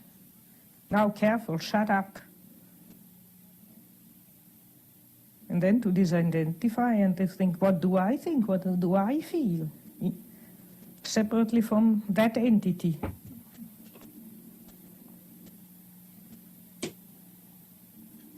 But one cannot, you see, generally one notices it in contact with men. I can even use quite primitive men. If I have not a good contact with those laborers, for instance, out there, so then I know I'm in the animus. Because they know nothing about psychology, but they just won't take it. They get irritated. They don't know why, but I irritate them if I'm in the animus. So I try it out when I know I'm irritating men, which happens quite often. Then I know, damn it.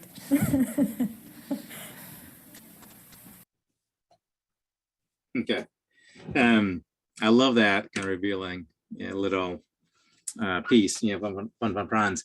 One other element before we dive into the third volume that I wanted to talk about is in volume 8, which we won't be talking about today, but we have a lecture on that. In volume 8, she goes back to the three feathers a little bit. And one thing she notes, which is quite impressive, is the simpleton is a non-hero. Right? The typical hero has a sword and slays the dragon and saves the princess. That's the formulaic hero. And in many heroes, there's a very active component. When you think about the simpleton, he does nothing. He just goes down some stairs and meets a toad and asks for stuff and is given. He's not a very heroic hero with that. And von Franz states that is a corrective element, particularly for Western society, with that of the non-hero. There are fairy tales that have heroes that are more traditional. There are fairy tales that have non-heroes that kind of sit, scratch themselves, and good things happen to them. The simpleton is kind of like that.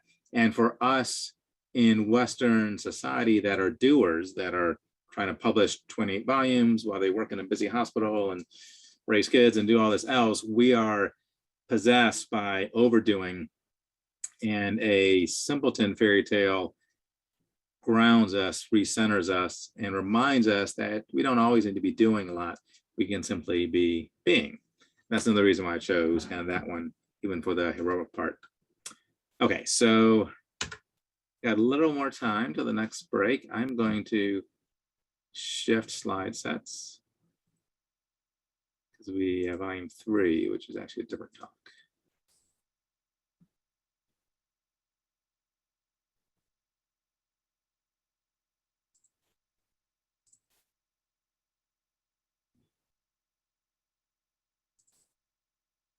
Okay.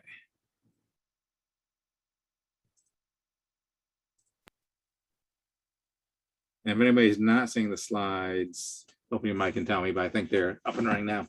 So we'll still do a break in 20 minutes or so, but this will give us a little more time in volume 3, which I like. So I think there's some really cool things in volume 3. Oops. So volume 3 is now the heroine's journey, and with that.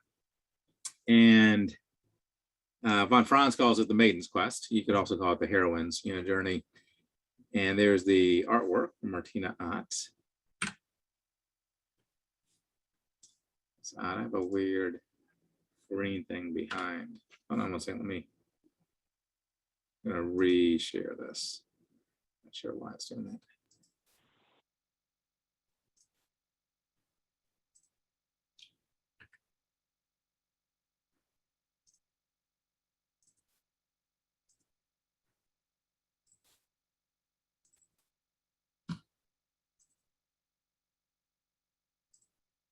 Okay, yep, that's better. So we talked a little bit about this piece already, but there are 3 gendered perspectives to look at each fairy tale. You can look at the male psyche perspective, which is what we did in volume 2, where the primary person is the male hero. The main love object is the anima, often the princess. There's a female psyche perspective, which we'll be looking at now in volume 3, where the primary person is the female heroine, the maiden, and the main love object would be the animus prince. And then most confusing is the transcendent function perspective, which it looks at in volume 3, as well as some of the alchemical volumes, where it's really the conjunctio between the male and female, the anima and animus, and is that conjunctio, the great or lesser conjunctios, that then kind of rise above with a higher level of individuation.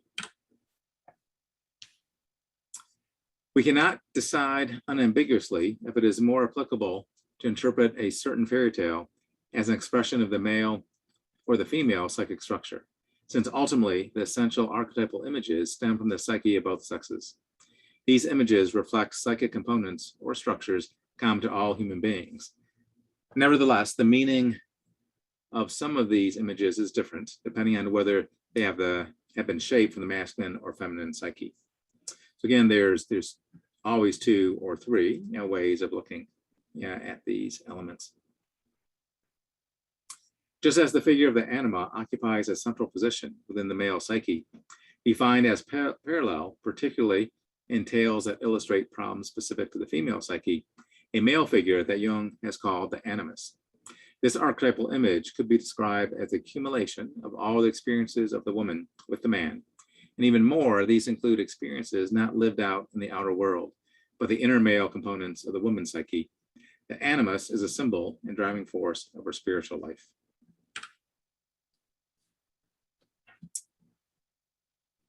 So, oops. This is the prior slide with a little bit more kind of added to it. So you've got the four archetypal others still: mother, father, and shadow, anima, son, daughter.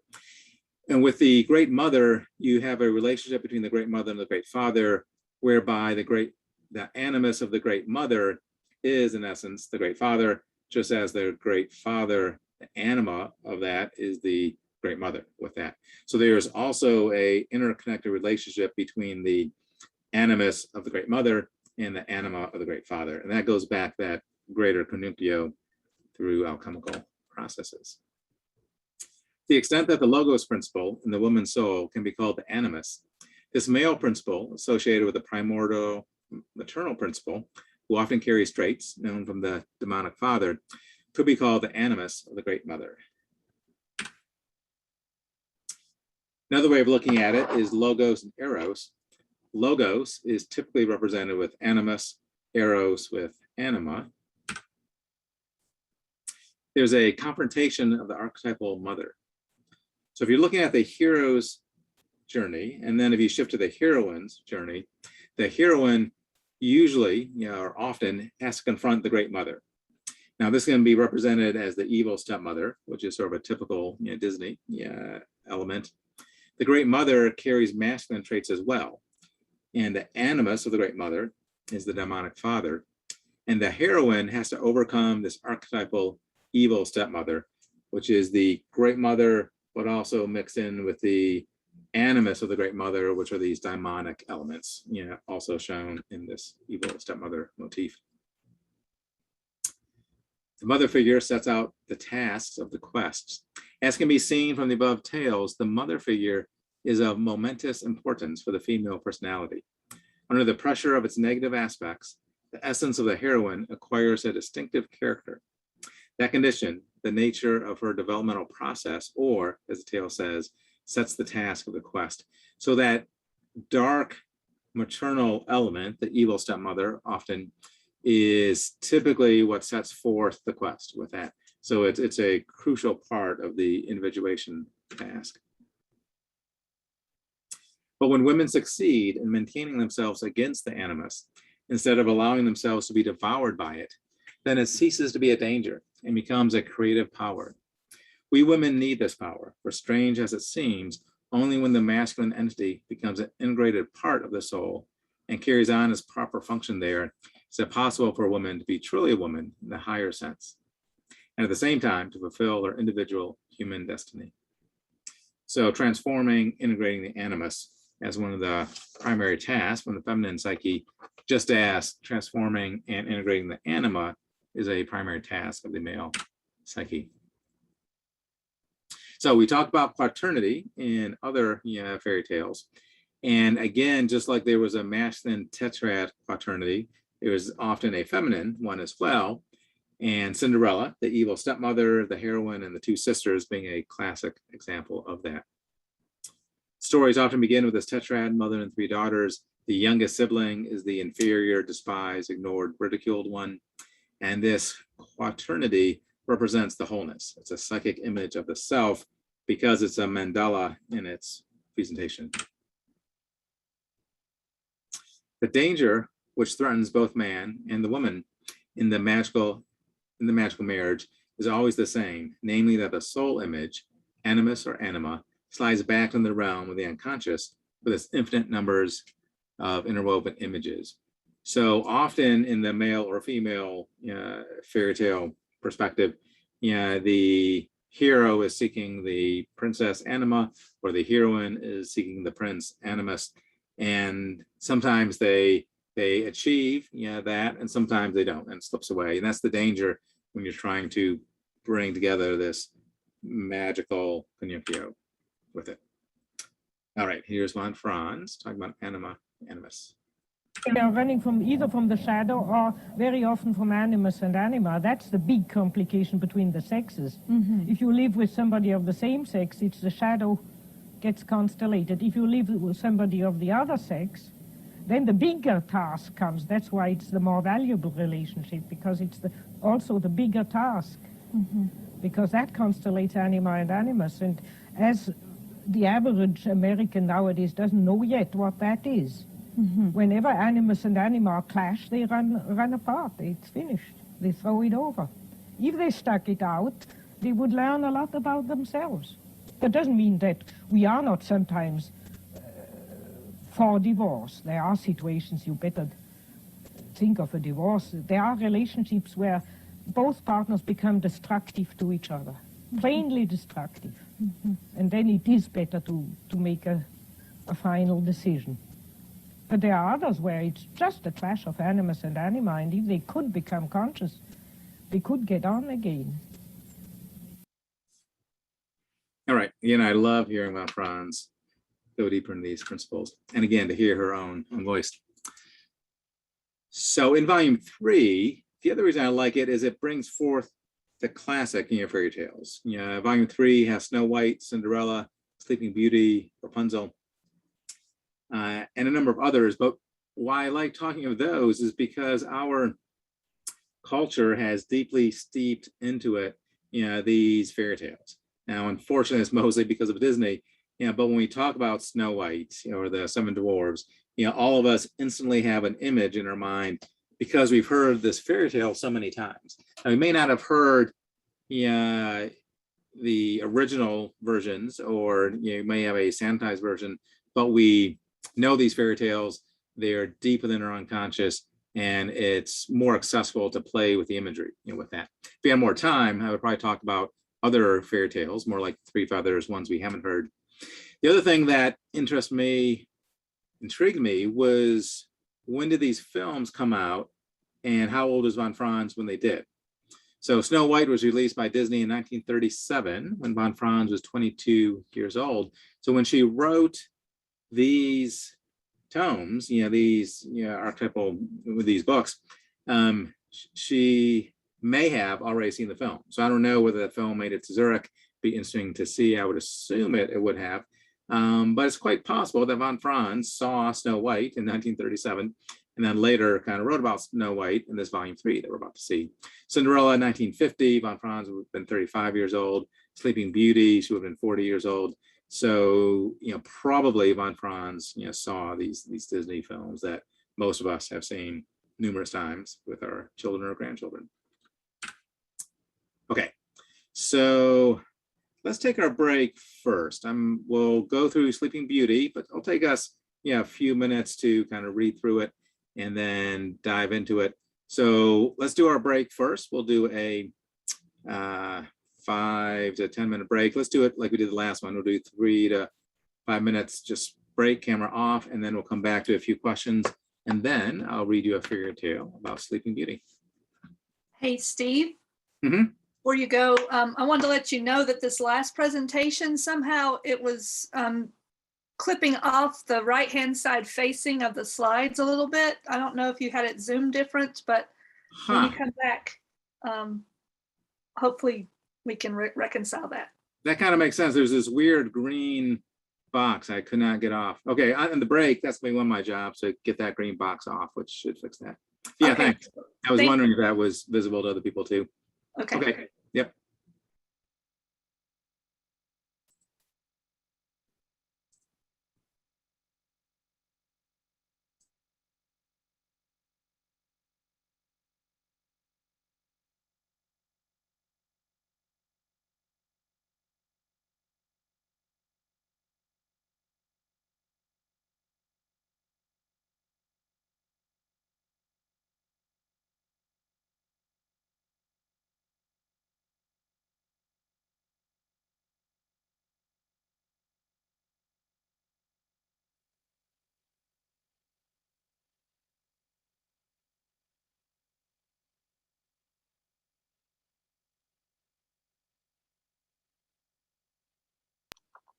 Yes, very that was even- better.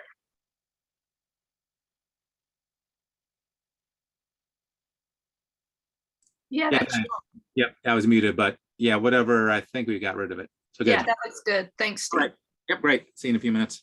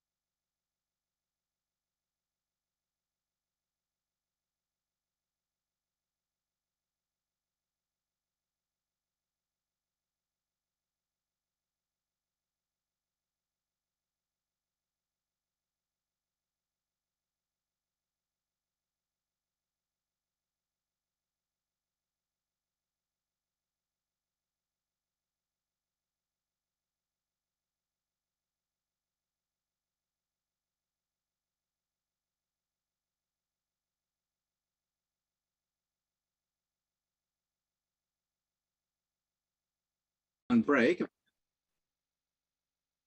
there's any questions while we're kind of finishing up the break, feel free to raise your hand or type it out, and Lisa can read it at some point.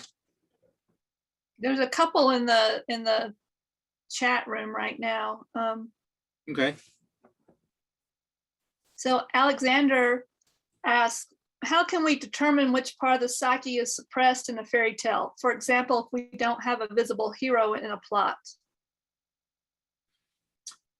Yeah, it would of course depend on the fairy tale, kind of with that.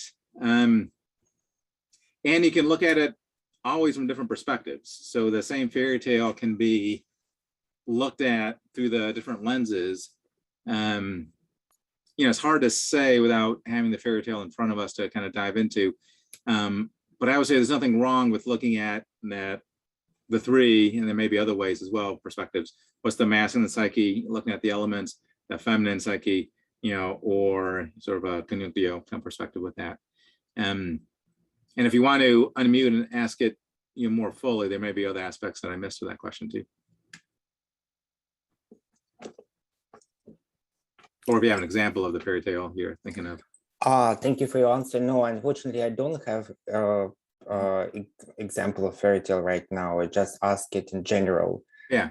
I suppose it can be like some discourse analysis or analysis of narratives, how to describe fairy tales. So I suppose based on this, we can make some assumptions that some functions disappeared and what kind of functions. So it's just one way.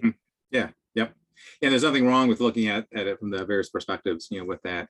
Von Franz does write a fair amount about the different ways of looking at it, of, first, look at the structure, the geography, kind of layout of the kingdom, in essence, count the number of primary people, the number can represent, various elements, and then kind of keep going from there with it. Look at the four archetypal others. So a lot of that we're kind of talking about today with it. And if it's possible, I can ask another my question I put in the chat too. So I know that Marie-Louise von Franz, she wrote and made a lot of her job in the middle of 20th century. But what about, and when I work with clients, the many archetypes and fairy tales very binary. So are there any fairy tales and archetypes that reflect non-binary and queerness? And for example, I collect some queer fairy tales, and there's one queer fairy tale, it calls Ilana Simziana. It's from Romania, and it's about princess who became prince. So the gender transition during the fairy tale. So for me, it's interesting, is there any resources on analysis such fairy tales? Thank you. Yeah. And you're right to highlight the fact that this material is nearly 100 years old, and non-binary and gender fluidity was even conceived. Maybe it was conceived, but certainly wasn't talked a lot about kind of back then. So von Franz was writing out of her cultural bias that all of us do, kind of with that. That said, I still think she was light years ahead of most people from there. And to answer your question, yeah, I can't give you an exact paragraph and volume, but I do remember seeing Fairytales where there's some gender ambiguity, with that. That's from a more of a non-binary perspective. And von Franz, of course, doesn't use that language because that language didn't exist back then. But even though a majority of fairy tales have a more defined male and female kind of role, there are some she writes about that are more of a gender fluidity, perspective, with that. And of course, anima and animus, carry some historical elements, to it. And it's very important as Jungians to keep in mind that anima isn't just for men having their inner anima, but it's the masculine energy, which can be in a male or female or non-binary person. That male elements of that individual then reflect an anima unconscious element.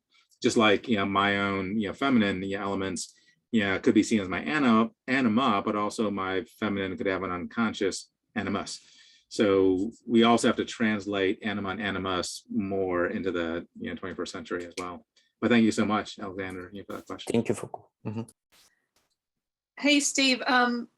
Margaret Bloom has kind of a similar question. Margaret, can you unmute and kind of has Steve now answered your question about the theory of anima and animus and your kind of the orientation to superior and inferior functions being problematic? I think I'm on my way to loosening up my own thinking as I listen to your response to Alexander's question. So I appreciate you asking. I'm now just thinking about our society today and trying to think about how I can use von Franz's ideas and Jungian theory in general with respect to the work that I do as a psychotherapist, working with the patients I work with. So I hope that makes sense. The language translates pretty well. If you loosen some of the presuppositions about gender, and have anima and animus more free floating, I think von Franz, still speaks loudly to our current generation with that. Thank you. Thank you. One more question before we dive in again. Yeah, we have one from Carolyn Deshane. Von Franz said in the clip just shown that opposite sex relationships are more important. What do we understand about her own relationship with the woman with whom she lived and was buried alongside? Right, and that question actually comes up a fair amount, with these presentations I've done, and there's different ways of answering that question. Let me start with the Barbara Hanna piece, but I also want to get back into her comment of more important, the male-female elements being more important, because some of that is dated terminology, no question. She lived with Barbara Hanna for decades, right, and often that question comes up of, was that a lesbian relationship, with that? And doesn't ultimately matter, right? But it is interesting to wonder about. And of course, 100 years ago, that was not accepted at all, mostly. To what I've been able to find, I've not come across that. And I've asked a number of people, because I've been curious about that as well. So clearly it was a deep, profound friendship, whether it was romantic as well, maybe, but she probably had to hide it enough that I haven't found any evidence of that yet. But it may be out there. Anybody listening today have any better gossip that I haven't heard about that? If so, you can unmute and share that. But people wonder of, was that a romantic relationship with Barbara Hanna or not? If you listen to von Franz tapes and videos, which I've been trying to dive into them to find these little pearls I've been sharing with y'all. I've gone through a lot of von Franz material. You'll be shocked occasionally by saying, oh my gosh, did she really say that? And that wasn't fully what she said this time, but there's times where she'll say, that the heterosexual male-female conjunctio is the better, more full, more complete, and the same-sex ones are inferior in some ways. That just rubs you and I probably the wrong way of ooh. But again, you got to put it in the context of 80 years ago, or whenever she said it. There just wasn't the awareness that we have today with that. And she'll contradict herself later on and say, no, it's equally valid, within the gender elements. But you'll find some, I think, parts of von Franz that are historically stapled to that time that didn't individuate as fully. That's my interpretation with it. But overall, I think she was visionary and really did gender fluidity and these other social elements a real service. But you'll find stuff that's kind of gross that she says, but she was taped quite a bit too. Does that answer the question enough? If not, feel free to unmute. Yeah, no, that's a good answer. That they were buried together certainly suggests that the intensity of the bond between them was acknowledged, even if it wasn't acknowledged as being romantic. So yeah, exactly right. Yeah, it's fascinating to see when, I don't know if you've been to Kusnacht, but boy, when you're in that cemetery, you have Jung in his grave, and von Franz is a number of paces away, but shares the tombstone with Barbara Hannah, and I'm assuming that means they're probably buried on top of one another. And I like the way you phrase that, whether or not they're romantic, regardless, boy, they had this profound connection, and symbolized by being buried on top of one another. And I can only imagine, two women with that level of Jungian archetypal unconscious awareness who lived together for decades. Boy, wouldn't want to be a fly in the wall of that dinner table, kind of hearing what they were talking about, because they must have been just profound, with that. So yeah, there's a crazy connection, whether it was all the way into a romance or not. It was a deep archetypal soulful connection that they had together. All right, so let's dive into some feminine fairy tales. We'll try to stop by 2:45. Well, that's Eastern time, 1:45, probably your all's time, for a little bit longer kind of questions and answers, so we can, and discussions that we can talk about things. All right, so let me pull up my slides. Hopefully they won't have that annoying cutoff, which I still don't really know why it had that.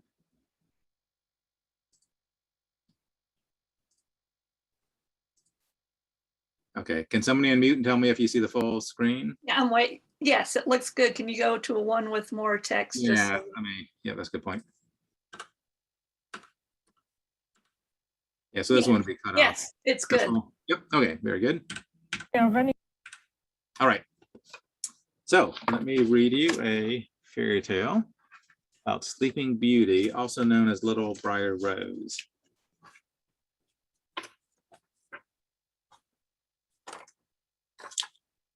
A long time ago, there was a king and queen who desperately wanted a child.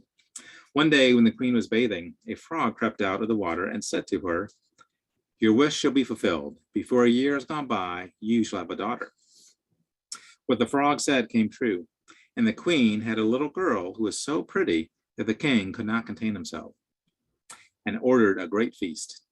He invited not only his kindred, friends, and acquaintances, but also the wise women, in order that they might be kind and well disposed towards the child. There were 13 of them in his kingdom, but he only had 12 gold plates to eat out of, so he did not invite one of them. The feast was held with all manner of splendor, and at the end, the wise women bestowed their magical gifts upon the baby. One gave virtue, another beauty, a third riches, and so on. After the 11th one had given her a gift, the 13th wise woman suddenly came in. She wished to avenge herself for not having been invited and cried out in a loud voice, "In her 15th year, the king's daughter shall prick herself with a spindle and fall down dead." Without a word more, she turned around and left. They were all shocked, but the 12 wise women, whose good wish still remained unspoken, came forth, and while she could not undo the evil spell, she softened it, saying, "It shall not be death, but a deep sleep of 100 years, into which the princess shall fall." The king immediately gave orders that every spindle in the kingdom should be destroyed. Meanwhile, the young girl grew beautiful, modest, good-natured, and everyone who saw her was bound to love her. On the very day she turned 15, she was exploring the castle and came to an old tower. She climbed up the narrow, winding staircase and reached a little door.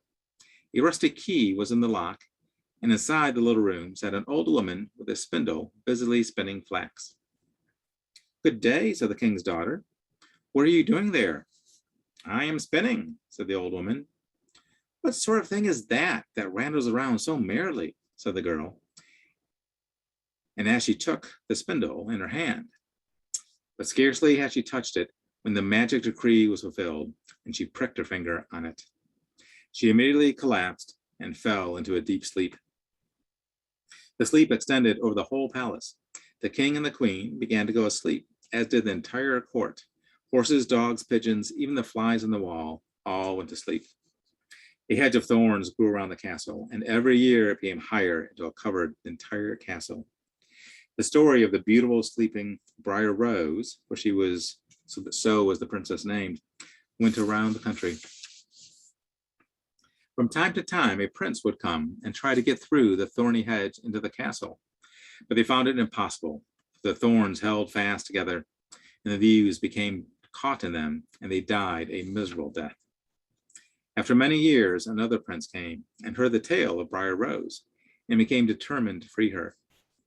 By this time, the 100 years had passed, and when the prince came near to the thorn hedge, it transformed into large, beautiful flowers, which parted and let him pass unhurt, closing again behind him. In the castle yard, he saw the entire court still asleep. He came to the tower and opened the door into the little room where Briar Rose was sleeping. There she lay, so beautiful he could not turn away his eyes. He stooped down and gave her a kiss. As soon as he kissed her, Briar Rose opened her eyes and awoke, and looked at him sweetly. Then they went down together, and the king and the queen and the entire court awoke with much rejoicing. The king's son and Briar Rose were married in great splendor, and they lived contented to the end of their days. Okay, that's Sleeping Beauty. The long period of childlessness, followed by the great prophesied birth, underlines that the Great Mother, who exhibits a tendency to hold her creatures back within herself, has a special relationship with this child, and only reluctantly lets her enter the world of consciousness. The initial situation describes the supernatural birth of the heroine, which is bestowed by a frog, that is, the Great Mother in animal form. She's identical to the 13 fairies. From her comes the life and fate of the child. So von Franz talks in this and the other fairy tales a lot about numbers. So they were 12 versus 13, and there were 13 fairies in the story, but there were only 12 plates. So 12 is an important number. You have 12 AM hours, 12 PM hours, you have 12 months, you even have 12-step groups. You have a dozen versus a baker's dozen, many of you know, is 13. In alchemy, the 12 degrees of transformation are completed with a 13th. There's 12 eons in Gnosticism, which form a totality that then make up the 13th. 13, of course, is seen as unlucky in our culture. This particular situation touches on the general motif of threats to the life of the heroic child, in that the unconscious also threatens to swallow the child up again. Against this, only the intervention of human consciousness helps. In the case of Sleeping Beauty, this is the ritual invitation of the fairies, through which the negative side of the unconscious could have been staved off, but due to the failure of the secular consciousness to honor and take the unconscious into account, this could only be mitigated. And the king probably had other plates. He could have given the 13th fairy his own plate. He could have shifted the plates a little bit differently. He could have invited one less friend, all kinds of things. Yet the conscious attitude is insufficient, doesn't realize what's happening with the 13th, and thus causes a calamity. Climbing the stairs means to go up into the clouds of wishful thinking, where they proliferate in a remote corner of the soul, far from the conscious mind. Coming closer to these unconscious contents, the girl wants to playfully learn how to spin, causes a lowering of wakeful consciousness, which here is expressed as sleep. Pricking your finger with a spindle has the effect of putting everything and everyone to sleep. It signifies disappearance into the realm of fantasy, into the unconscious. The state of sleep extends the whole castle, which clearly shows that a large part of the totality and the total personality is affected.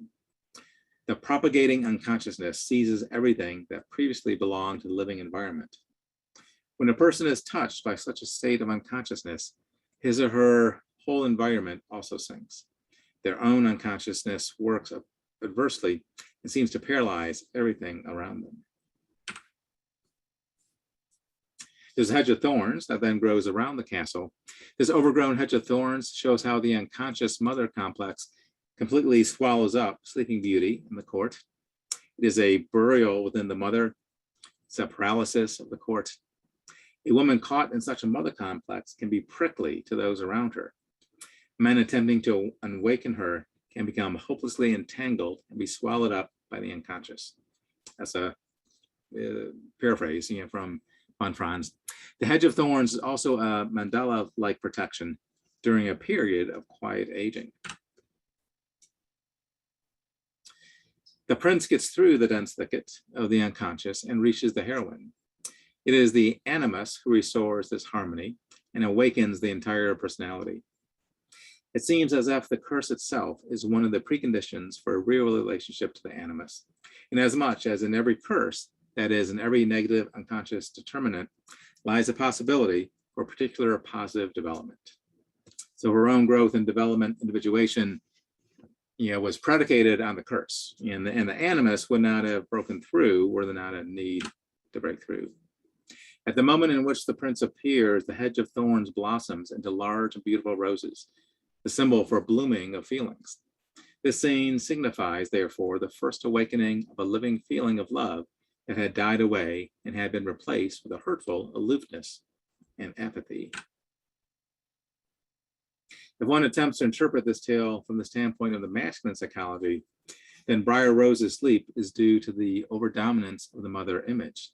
The anima figure, that is, the passively banned in the unconscious, and which is awakened by the appearance of the hero, is the carrier of the psychological maturation process. The anima is also the figure that brings forth the symbol of the self in the masculine psychology. So again, you can look at Briar Rose from the feminine psyche, Briar Rose herself, or from the masculine hero's journey of the prince who awakens her. All right. So next, we will talk about Snow White.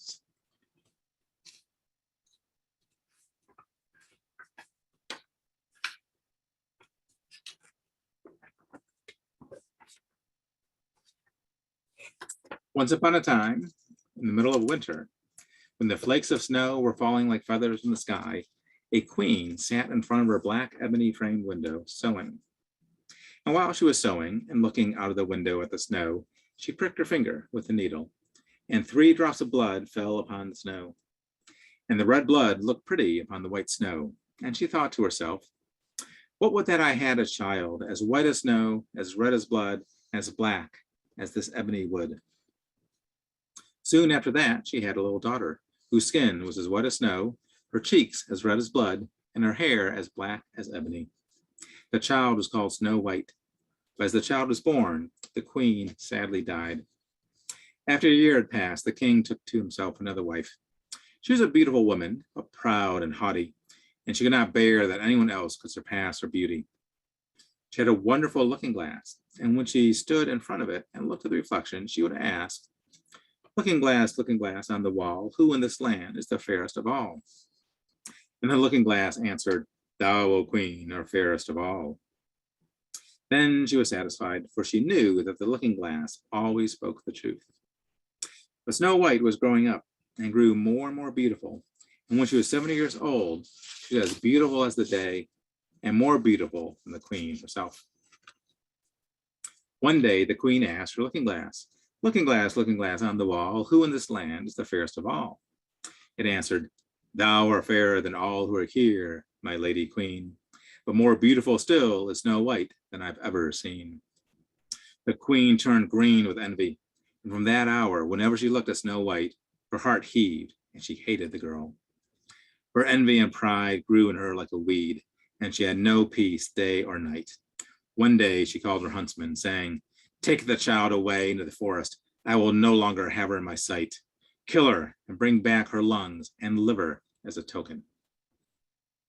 The huntsman obeyed and took her away. But as soon as he drew his knife and was about to pierce Snow White's innocent heart, she began to weep and said, oh, dear huntsman, spare my life. I will run away into the wild forest and never come back again. And as she was so beautiful, the huntsman had pity on her and said, run away, poor child. He then killed a young bear and cut out its lungs and liver and took them to the queen as proof the child was dead. The cook had to salt them, and the wicked queen ate them, thinking she had eaten the lungs and liver of Snow White. But the poor child was all alone in the great forest, and so terrified that she did not know what to do. Then she began to run, and ran over sharp stones and through thorns, and the wild beasts ran past her, but did her no harm. She ran as far as her feet could take her, until she saw a little cottage and went in to rest. Everything in the cottage was small. There was a table covered in a white cloth, and 7 little plates, and 7 little knives and forks, and 7 little mugs. Against the wall stood 7 little beds. Little Snow White was so hungry that she ate some of their food and wine, and then she lay down on the last bed and said a prayer and went to sleep. Nighttime, the owners of the cottage returned. They were 7 dwarves who dug in the mountains for ore. They lit their 7 candles and saw that someone had been there, for everything was not in the same place they had left it. They found Snow White asleep in the 7th bed. Oh my, they cried, what a lovely child.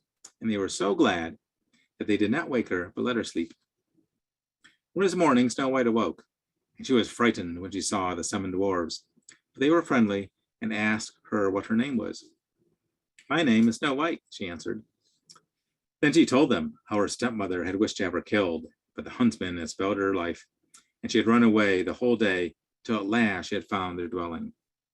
The dwarves replied, if you will take care of our house, cook, wash, and sew, keep everything neat and clean, you can stay with us, and you shall want for nothing.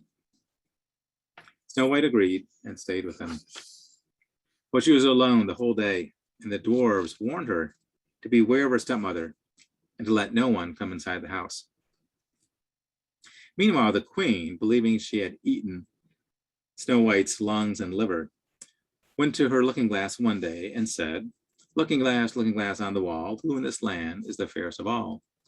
And the glass answered, O queen, thou art fairest of all, I see. But over the hills where the 7 dwarves dwell, Snow White is alive and well, and none is so fair as she. The queen was enraged and thought of nothing except how to kill Snow White.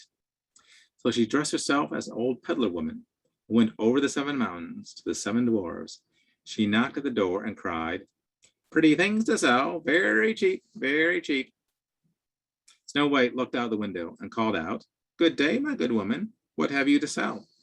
Good things, pretty things, she answered, stay laces of all colors. And she pulled out one, which is woven of bright colored silk. Snow White let the old woman in and bought the pretty laces. Child, said the old woman, I will lace you properly. But the old woman laced her so quickly and so tightly that Snow White lost her breath. She fell down as if dead. Now I am the most beautiful, said the queen, and she ran away. Not long afterwards, the 7 dwarves came home, but were shocked to see Snow White on the floor as if dead. They lifted her up and cut the laces. Then she began to breathe a little, and after a while she came back to life. When the dwarves heard what had happened, they told her that surely the old peddler woman was the wicked queen.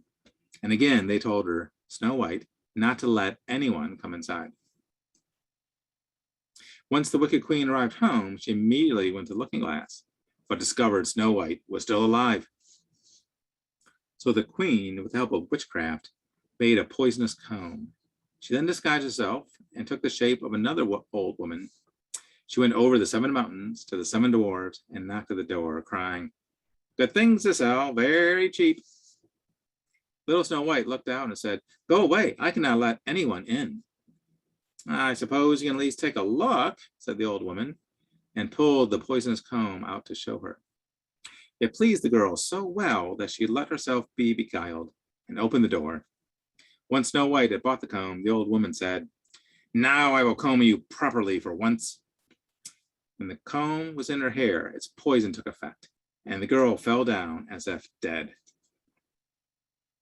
But fortunately, it was almost evening, and the 7 dwarves came home. They saw Snow White lying on the ground as if dead. They at once suspected the stepmother, and they found the poisoned comb. Scarcely had they taken it out of her hair when Snow White came to life and told them what had happened. Then they warned her once more to be on guard and to open the door to no one. Once the wicked queen arrived home, she immediately went to the looking glass, but discovered again Snow White was still alive. When she heard the glass speak thus, she trembled and shook with rage. "Snow White shall die," she cried, "even if it costs me my life." Thereupon she went into a secret room, and there she made a very poisonous apple. Outside it looked pretty, white, with red cheeks, so that everyone who saw it longed for it. But whoever ate it, even a piece, would surely die. When the apple was ready, she dressed up as a farmer's wife, went over the 7 mountains to the 7 dwarves. She knocked at the door. Snow White put her head out and said, "I cannot let anyone in. The 7 dwarves have forbidden me." "It's all the same to me," answered the woman. "I shall soon get rid of my apples. Here, I will give you one." "No," said Snow White, "I dare not take anything." "Are you afraid of poison?" said the old woman. "Look, I will cut the apple in 2 pieces. You eat the red cheek, I will eat the white cheek." The apple was so cunningly made that only the red cheek was poisoned. Snow White longed for the fine apple, and when she saw that the woman ate part of it, she could resist no longer, and stretched out her hand and took the poisonous half. But barely had she taken a bite when she fell down dead. Then the queen looked at her with a dreadful look and laughed aloud, saying, "White as snow, red as blood, black as ebony wood. This time the dwarves cannot wake you up." And when she asked the looking glass at home, it answered, "O queen, thou art fairest of all." Then her envious heart had rest, as far as an envious heart can ever have rest. When the dwarves came home, they found Snow White lying on the ground, dead. They lifted her up, looked to see whether they could find anything poisonous. They unlaced her, combed her hair, washed her with water and wine. It was of all no use. The poor child was dead and remained dead. They laid her down, and all 7 of them wept for 3 days. They were going to bury her, but she looked as if she was still living. She still had pretty red cheeks. They could not bury her in the dark ground, so they had a transparent coffin of glass made. It could be seen from all sides. They laid her in it and wrote her name on it in golden letters, and that she was a king's daughter. Then they put the coffin upon the mountain, and one of them always stayed by it and kept watch. The birds came too and wept for Snow White, first an owl, then a raven, and at last a dove. Now Snow White lay a long, long time in the coffin, and she did not change, but looked as if she were asleep. For she was as white as snow, as red as blood, and her hair was as black as ebony. It happened that one day a king's son came to the forest and went to the dwarf's house to spend the night. He saw the coffin on the mountain and the beautiful Snow White within it, and read what was written upon it in golden letters. Then he said to the dwarves, "Let me have the coffin. I will give you whatever you want." But the dwarves answered, "We will not part with it for all the gold in the world." Then the prince said, "Let me have it as a gift, for I cannot live without seeing Snow White. I will honor and prize her as my dearest possession." And as he spoke in this way, and the good dwarves took pity on him and gave him the coffin. Now the king's son had it carried away by his servants, and it happened that they stumbled over a tree stump, and the poisonous piece of apple tumbled out of her throat. She opened her eyes, lifted up the lid of the coffin, and said, "Oh heavens, where am I?" The king's son, full of joy, said, "You are with me," and told her what happened, and said, "I love you more than everything in the world. Come with me to my father's palace. You shall be my wife." Snow White went with him, and their wedding was held with great splendor. But Snow White's wicked stepmother was also bidden to the feast. When she arrived, however, iron slippers had been placed upon the fire and were brought in with tongs. Then she was forced to put on the red-hot shoes and dance until she dropped down dead. All right, I apologize, it's rather a long fairy tale, but it's a classic and it's a good one. And it's good to see von Franz dive into it. Comparing this tale with the previous one, we can see that the mother-daughter problem is of central importance. Essential for the interpretation, as you mentioned, is that the first Grimm's version contains no mention of a stepmother. It is the actual mother that persecutes the girl. Thus, it is the same figure who wishes she had a beautiful child with black hair, red and white skin, as the one who becomes a possessed, poisoning death mother. White, red, and black, of course, are alchemical colors, and von Franz was deep into alchemy. Snow White portrays the psychic being that experiences the transformative development. Through her beauty and her colors, white, red, black, she is marked as specially chosen.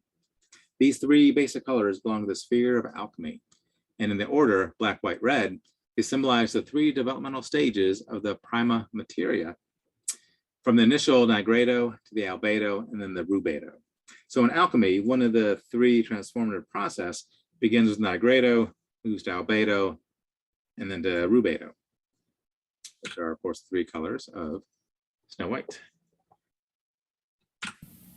Hermes Trismegistus said in one active imagination to an alchemist, "I am the friend of whoever is lonely." The unconscious doesn't speak to you when you are with people. Your attention goes to the people. While when you are lonely, I've lived in this tower sometimes 3 weeks alone without speaking to one word to anybody. And I sometimes thought I was going off my head. But the unconscious became alive. It was my partner. And that's why you have to be lonely, so that the unconscious becomes stronger. It's like loading up the unconscious, and then it manifests. And then you are not lonely anymore. So we have to support the unconscious. It's not enough to just have it. We have to actively turn towards it and support it so that it then helps us. Okay, I thought I'd add that, just von Franz talking a bit of alchemy. The dwarves that appear in the Grimm's version represent unconscious powers, a still completely undeveloped sub or superhuman side of the animus. Dwarves symbolize forces of nature, which work their ways in the darkness of the forest, or in caves, or behind the mountains. That is, in the unconscious. In general, they serve the chthonic gods and have secret knowledge. Von Franz speaks and writes a lot about numbers. Yeah, numbers are very important to her, and you find her analyzing the numbers of things a fair amount. Now, there are 7 dwarves and 7 mountains, and there happens to be 7 sacred luminaries. 7 is a sacred number. The 7 sacred luminaries are the Sun, Moon, Mars, Mercury, Jupiter, Venus, and Saturn. And the sacred luminaries were the luminaries that moved through the star background. Yeah, that could be seen by the naked eye. They couldn't see the other planets yet at that point. Interestingly, if you look at the days of the week, and there's 7 days of the week, of course, each one is named after one of the luminaries. Sunday is the day of the sun, Moon Day, Monday. And even if you look at the Spanish, lunes is moon, martes, Mars, miércoles, Mercury, jueves, Jupiter, viernes, Venus, and Saturn day, Saturday. So the 7 days are the 7 luminaries. In antiquity, the 7 planets were generally considered to be the lords or the fate of human beings that exert upon his soul the so-called coercion of the stars. And von Franz goes on to the fact that the 8th goes to wholeness. 7 is a sacred number, and the 8th takes it towards wholeness. And Snow White, of course, makes up the 8th. While 7 is sacred, 8 represents wholeness. It's a symbol of completion. 7 dwarves are a stage of transformation of the animus, moving towards the more mature 8th. So if Snow White is the heroine, the central figure, then the male dwarves are part of her animus. They're sort of an immature element. Then the prince, of course, is the more mature 8th animus figure that then she marries. The mirror reflects exactly as it is, despite whatever persona we have. If you look at a mirror, unless it's a fake or circus mirror, it reflects reality. You can't change it. The mirror is unable to lie. The mirror as conscious and an unrelenting urge for truth and higher consciousness does not let the seemingly peaceful state persist, because the real personality may not be allowed to remain suppressed in this way in the unconscious. It is the tenacity of the stepmother's vanity that leads to the mirrors revealing Snow White's place of concealment. There are 3 poisonings that the stepmother performs: the laces, the comb, the apple.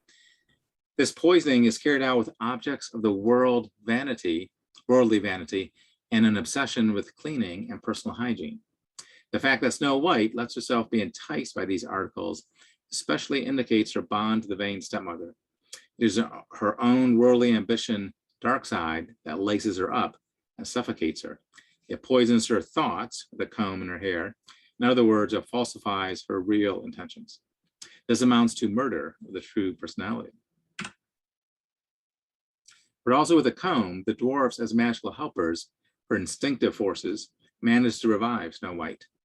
For the final murder attempt, the evil queen offers a poisoned apple, an appropriate symbol, as something round. The apple is an image of the self, which first appears here in this negative aspect.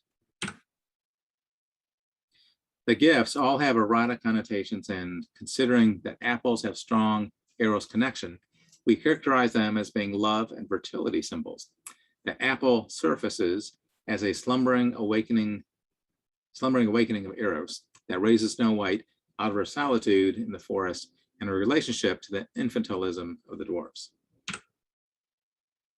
The apple is half white and half red, indicating the alchemical colors of completion, which underscores the symbol of the apple as the self. But it is precisely its tempting red side that is poisoned, this more tempting side. Red indicates fires or embers, that is the emotional. This is just that which Snow White is missing and is brought closer by the shadow figure. This poisoning process also has a positive, meaningful side. In alchemy, lumen nova, new light, arises out of the dragon that eats its own toxic tail and dies, since it is both a poison and a healing potion. Taking the queen as a shadow figure of Snow White, the presentation of the apple is a symbolic union of the 2 parts of the personality by means of the self, the apple. This clash of opposites initially produces a death-like state, which also is a preparation for a more perfect rebirth in a more mature stage, a prerequisite for the encounter with the prince, the real animus. So these evil factors, the evil stepmother and the poisoned apple, are crucial for her developmental process and individuation. And were it not for these pieces, she would stay in a more infantile state. But this allows her to enter the higher conjunctio with the prince. The glass coffin is like a vase hermetica. Glass coffin is like an alchemical, hermetically sealed vase hermetic. This is where she transforms from the naive child to a woman. The dark animus of the evil queen poisons her, but in so doing, sets up her rebirth towards wholeness. The coffin alludes to rebirth out of the archetypal mother. The magic sleep differs from death by the fresh and radiant appearance of the afflicted one. The dwarves are reluctant to entrust Snow White completely to the black earth. The glass coffin is an adequate expression for her condition. The soul rests in clothes split off, yet visibly trapped by a state of the unconscious, but not dead. There's 3 birds that stay with her near the glass coffin. First an owl, then a raven, then last a dove. The 3 morning birds keep watch at this coffin. The owl and the raven are symbols of mortificatio, as well as nigredo, which is the killing, dissolving, melancholy. The dove is the coming albedo, the transfiguration. The white dove also symbolizes Snow White herself. While the colors of Snow White herself, black, white, red, indicate the alchemical stages of nigredo, albedo, and rubedo, these are now realized in the stages of her fate. First nigredo in her sleep like death, then albedo in the morning of the white dove in her transfigured incorruptibility, and finally rubedo in a return to life in the appearance of the prince. In alchemy, white is regarded as the predominance of the feminine, red as the manifestation of the masculine, and in the rubedo stage, the flask is opened, and the lapis philosophorum, philosopher's stone, works its effect outwardly upon the noble elements. So again, 3 colors of Snow White: nigredo, which is blackness and her death. Albedo is whiteness, the glass coffin, the morning of the white dove, and finally rubedo is the resurrection and the union with the prince. No, you see, through alchemy, I saw that he was the answer to all the unsolved problems, because you see that the hero in the Grail legend is always a Christian, Parzival, and so on, and trying therefore for perfection and falling and so on. And Merlin is the bringer together of the opposites. And he always sends secret messages to this erring Christian knight, calling him to the goal, but always misunderstood. Merlin remains misunderstood right to the end of the story. But he is therefore, there is even an alchemical writing who speaks about Merculinus, which is a mixture of Mercurius and Merlin. They knew that he was the same spirit as Mercurius, only a Celtic tradition, which then was melted with. And there's a lot of the Jewish Elias figure. It's an archetype. It's the archetype of the shaman, of the great shaman, prophet, medicine man.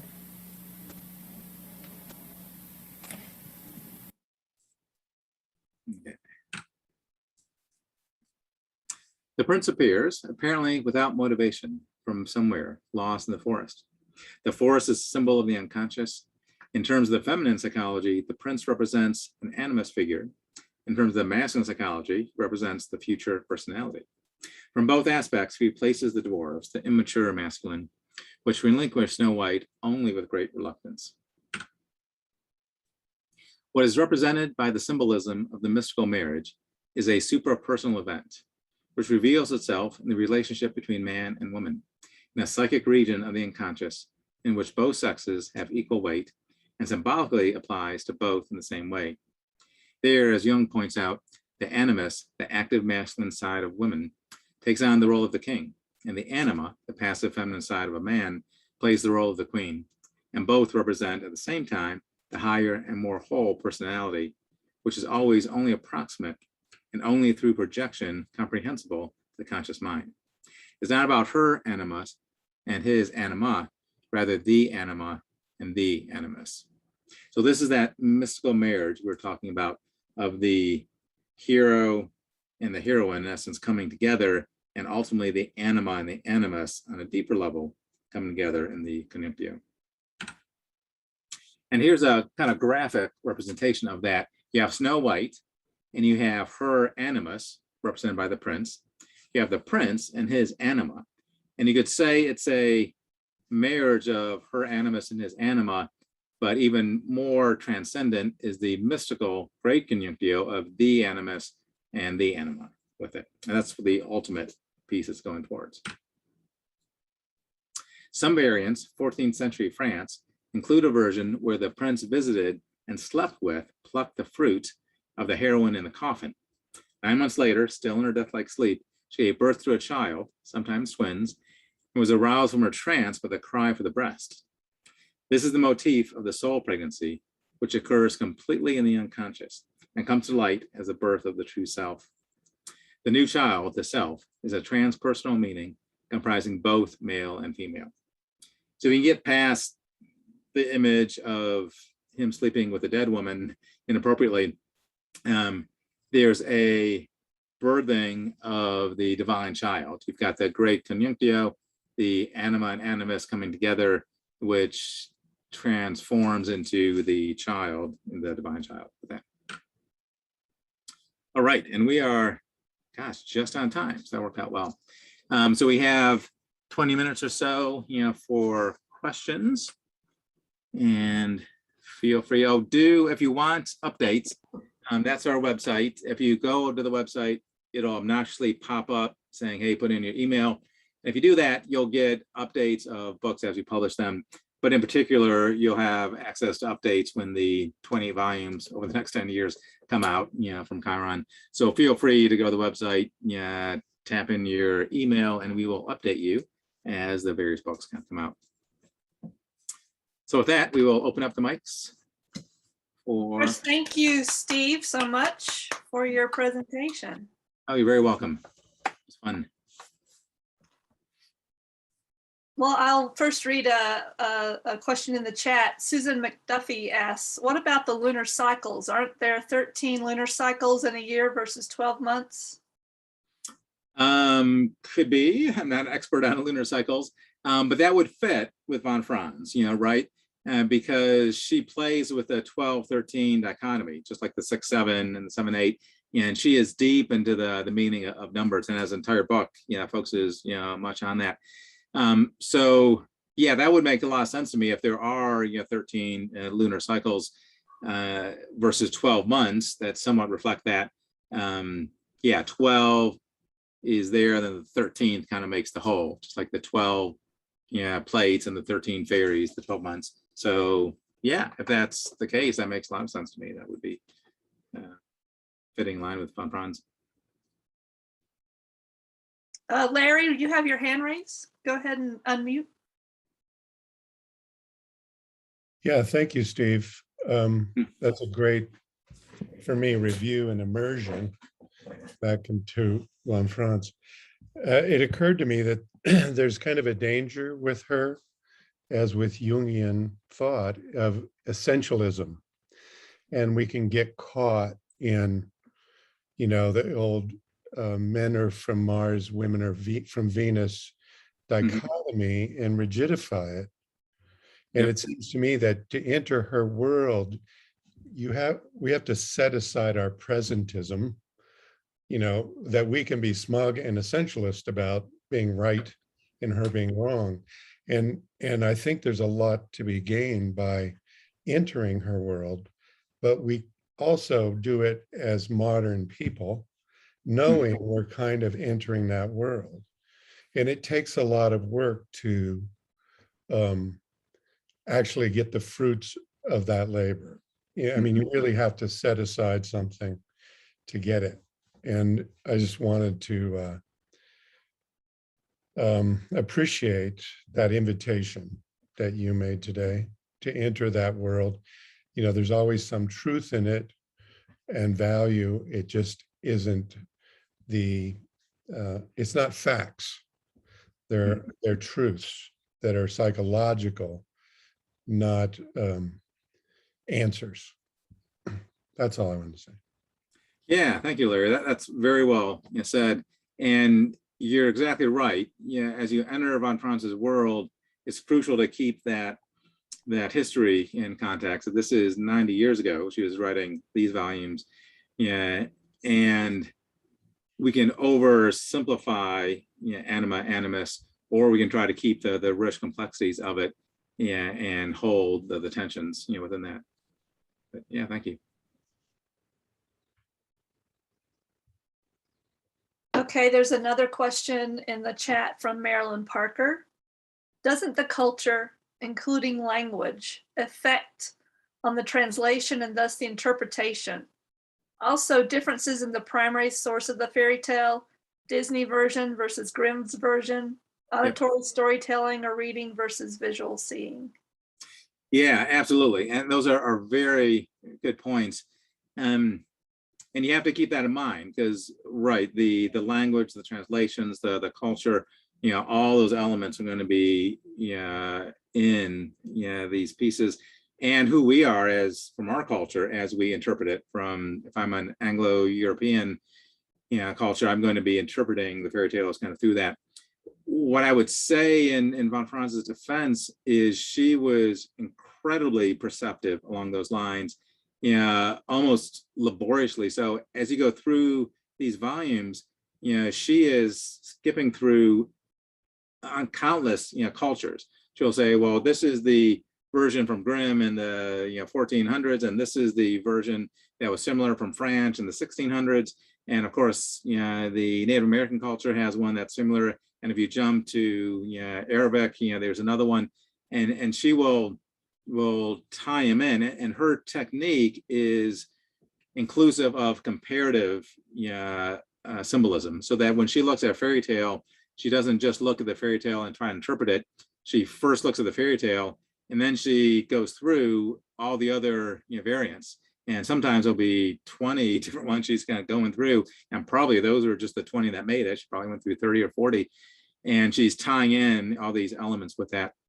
So yeah, the cultural elements are crucial to keep in mind. That was one reason why I did European Grimm's fairy tales in a seminar of such limited time, because it's really harder to get in some of the Eskimo and the ones that have language we're not used to, customs we're not used to, and your brain, we need double the time to engage some of these longer tales from some of the other cultures, because we're not in a space to really understand them fully.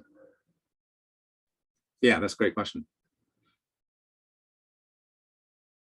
Alex, do you want to ask your question? Or no, it was just kind of wondering, the question was just last asked, and Steve's comment. I'm just thinking too of the layers, whether von Franz is talking archetypal or more personal, that includes, the cultural. I was wondering if that was not an element as well. Yeah, absolutely. She writes a fair amount about that, of the different layers, personal, cultural, and then collective, the great collective with that. She sees fairy tales as more tapped into the collective unconscious, as opposed to the personal or the cultural, and sagas as myths a little bit more into the cultural. But also these are really fluid. And of course, as we're reading these tales, our own personal unconscious gets projected in, and we start imaging things that are going through our psyche.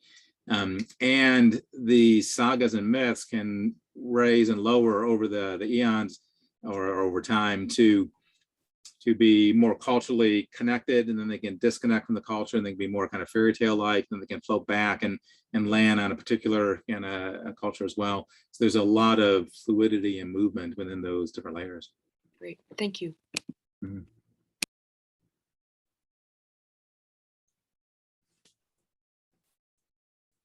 any more questions for Steve today? Oh, there you go, Claudia.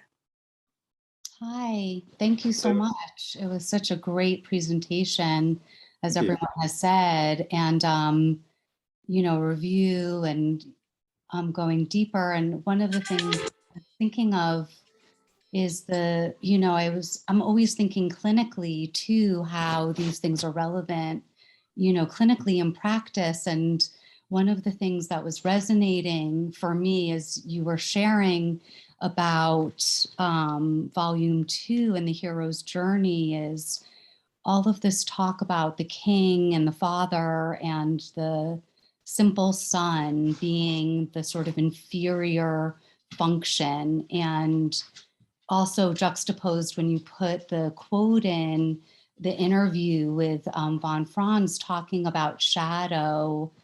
I loved her quote on shadow, keeps us down to earth, reminds us of our incompleteness. And I was thinking about how many male clients relate to this archetype of the simple son, and how helpful some of these fairy tales can be in helping our clients relate to that individuation process and these charts that you showed that are in the book, and helping in supporting our inferior functions with our clients and helping them aligned to that individuation process and remembering in their dreams and in their lives how we can support them in that resonance with that archetype of the simple sun, which I think is such a strong archetype. So this was really helpful for me in that way. Yeah, well, thank you so much. There really is something healing about that simpleton tale and tales like that, you know, we're so overproductive often in our culture, you know, just being and slowing down and realizing that you don't have to do anything necessarily, that you can just kind of be and enter that simple space. I love that fairy tale of the three feathers, you know, and the trap door. It's such a potent, such potent symbolism going to the unconscious that way. And not having to be, like you said, in our culture, so productive, but how to go inward. So thank you. Yep, absolutely. Thank you for your comments. Excellent.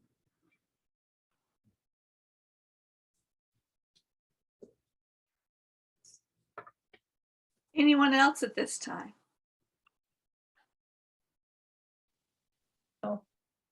Yes, this is Jacqueline West. And is it okay if I proceed? Absolutely. Yeah, go ahead. Hi, Jacqueline. Hi. You know what? I want to say this was an immersion. These three, you know, to sit and wander through all this at the rate that you were going, Steve, was just wonderful for me. I thought the experience was so rich. And in the middle of that, to hear the tapes of von Franz, I've seen her in that famous movie about dreams, but I hadn't seen a moving picture of her for more than 2 decades. Yeah. And it was such a treat to sit here and have you show us those bits of those clips of her talking. It was extremely moving for me in terms of the integration of the material. And I just appreciate it a lot. I don't really have a question. I have a round of applause. Yeah, thank you so much. Yeah, when I was the first version of this talk I didn't have any video clips. And then I was just Googling von Franz and found a few YouTube sorts of things, thought, oh, that's so marvelous to see her and hear her, and the mannerisms and the accent and just the wisdom that reading, you get it when you read a quote, but it's not the same as hearing her voice. And my goal, which hopefully we achieved to some degree, was to have me step out of the way. This wasn't about Steve and anything that I'm doing, but I was really trying to get von Franz in front of everybody. And that was the reason for the video clips, because then you see her kind of right there. And then reading so many quotes, I really wanted it to be von Franz speaking, and me just kind of being the carrier of that. But yeah, I've been deep in this material now for a few years, and it's really fun and moving and is powerful just to feel that energy. Thank you so much, Jacqueline. Great to see you again. Yeah, good to see you here. Although again, I do yearn for physical connection. Me too. I'd much rather be in Santa Fe. Yeah. Well, maybe we can do that in a couple of years. Right. Yep. I'd love that. Yeah, I'm Dave. I have a question. Hey, wait. Melissa has her hand up, and then Francis does. So, Melissa, can you go ahead and unmute, and then we'll get. That's right. Thank you.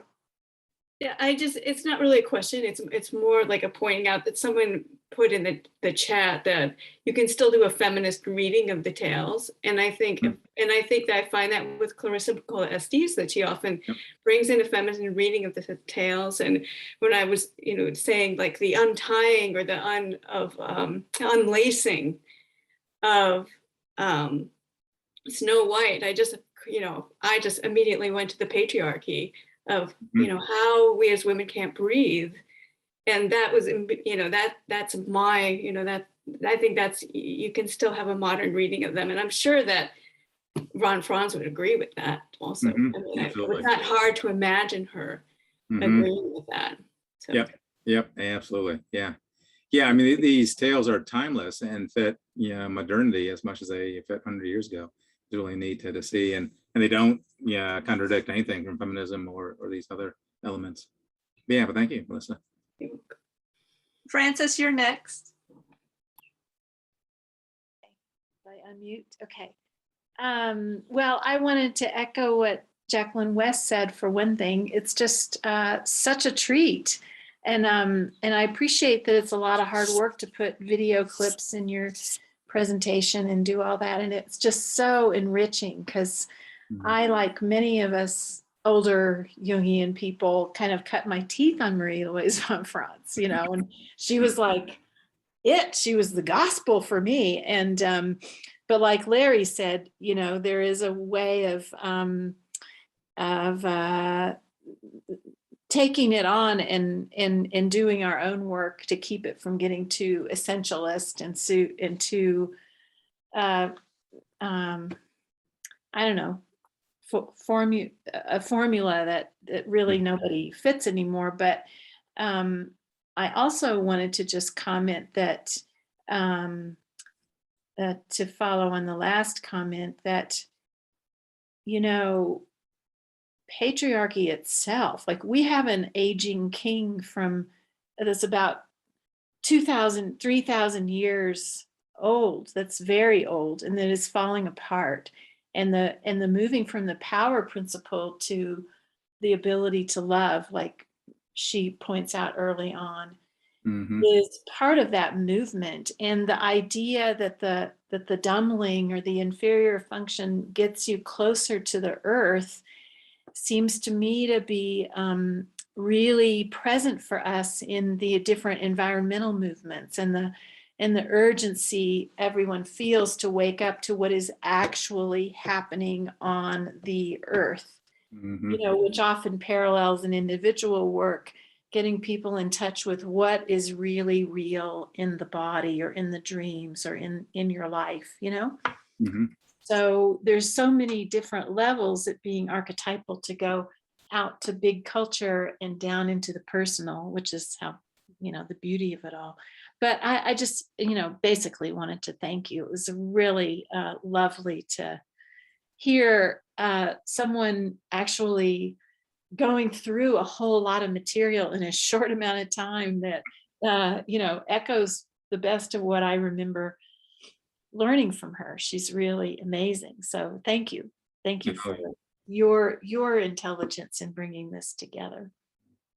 Yeah, thanks for your comments and participation. It's fun to dive into von Franz. It really does, bring back both the history of Jung, over the 100 years, but also just a profound wisdom and diving into it. And Mary, and is it David or? Yeah, I had a question. I just, considering that the vast majority of people don't go to psychotherapy, can we assume that Walt Disney, and I was a teacher actually, I used to read Grimm's in the class all the time before I retired. And could we assume that we're giving our kids some collective vaccination, psychic vaccination still? It's a great question. Fireplace, huh? Yeah, how do fairy tales currently still reach out to and speak to adults and children, with that?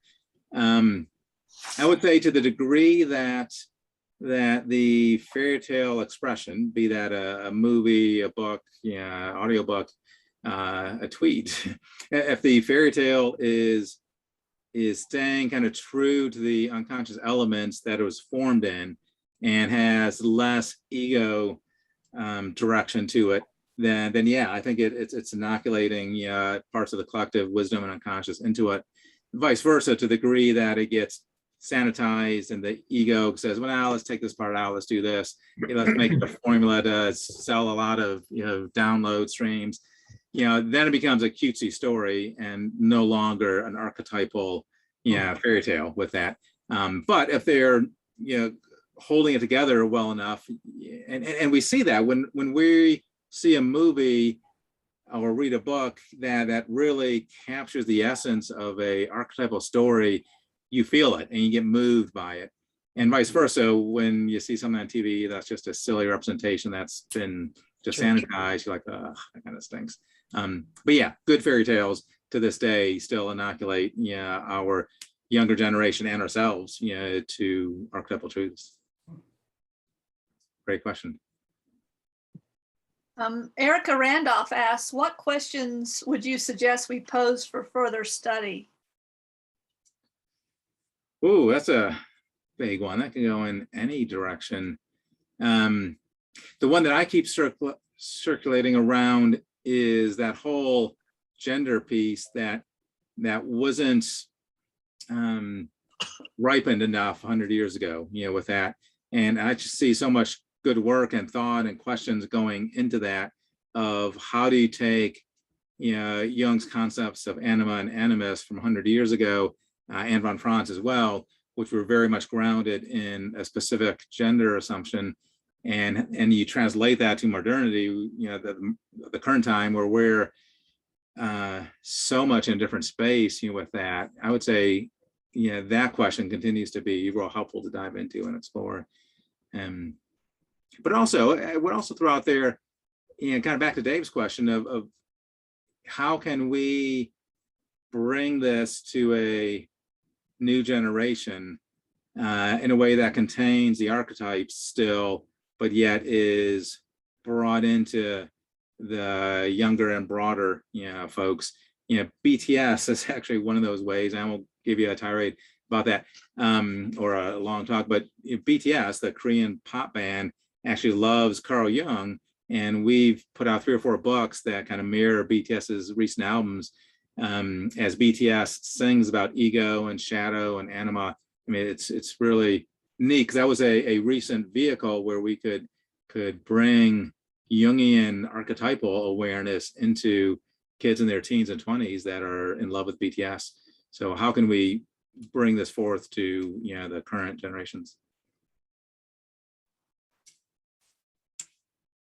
Leah O'Haggerty, I'm reading your question, and I know there's just been some discussion since then about how these fairy tales, in terms of the individual psyche, are not like one-to-one, it's more archetypal. Do you want to frame your question? Would you like to speak up?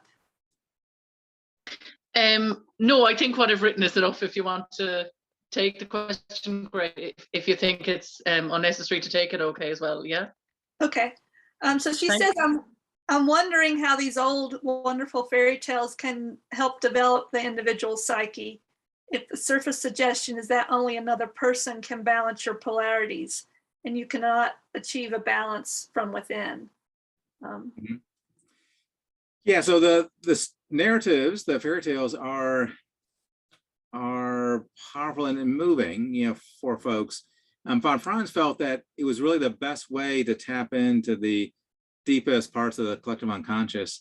And I don't know how much this is answering the question directly, but to the degree that we can let these stories move us and bring us into these elements, it really helps us in connecting to shadow and anima, animus, and ego and persona, because these tales are wrestling with those elements, and I think it helps us in doing so. Now we're tad over time, but we can keep going for the last question or two if there are any.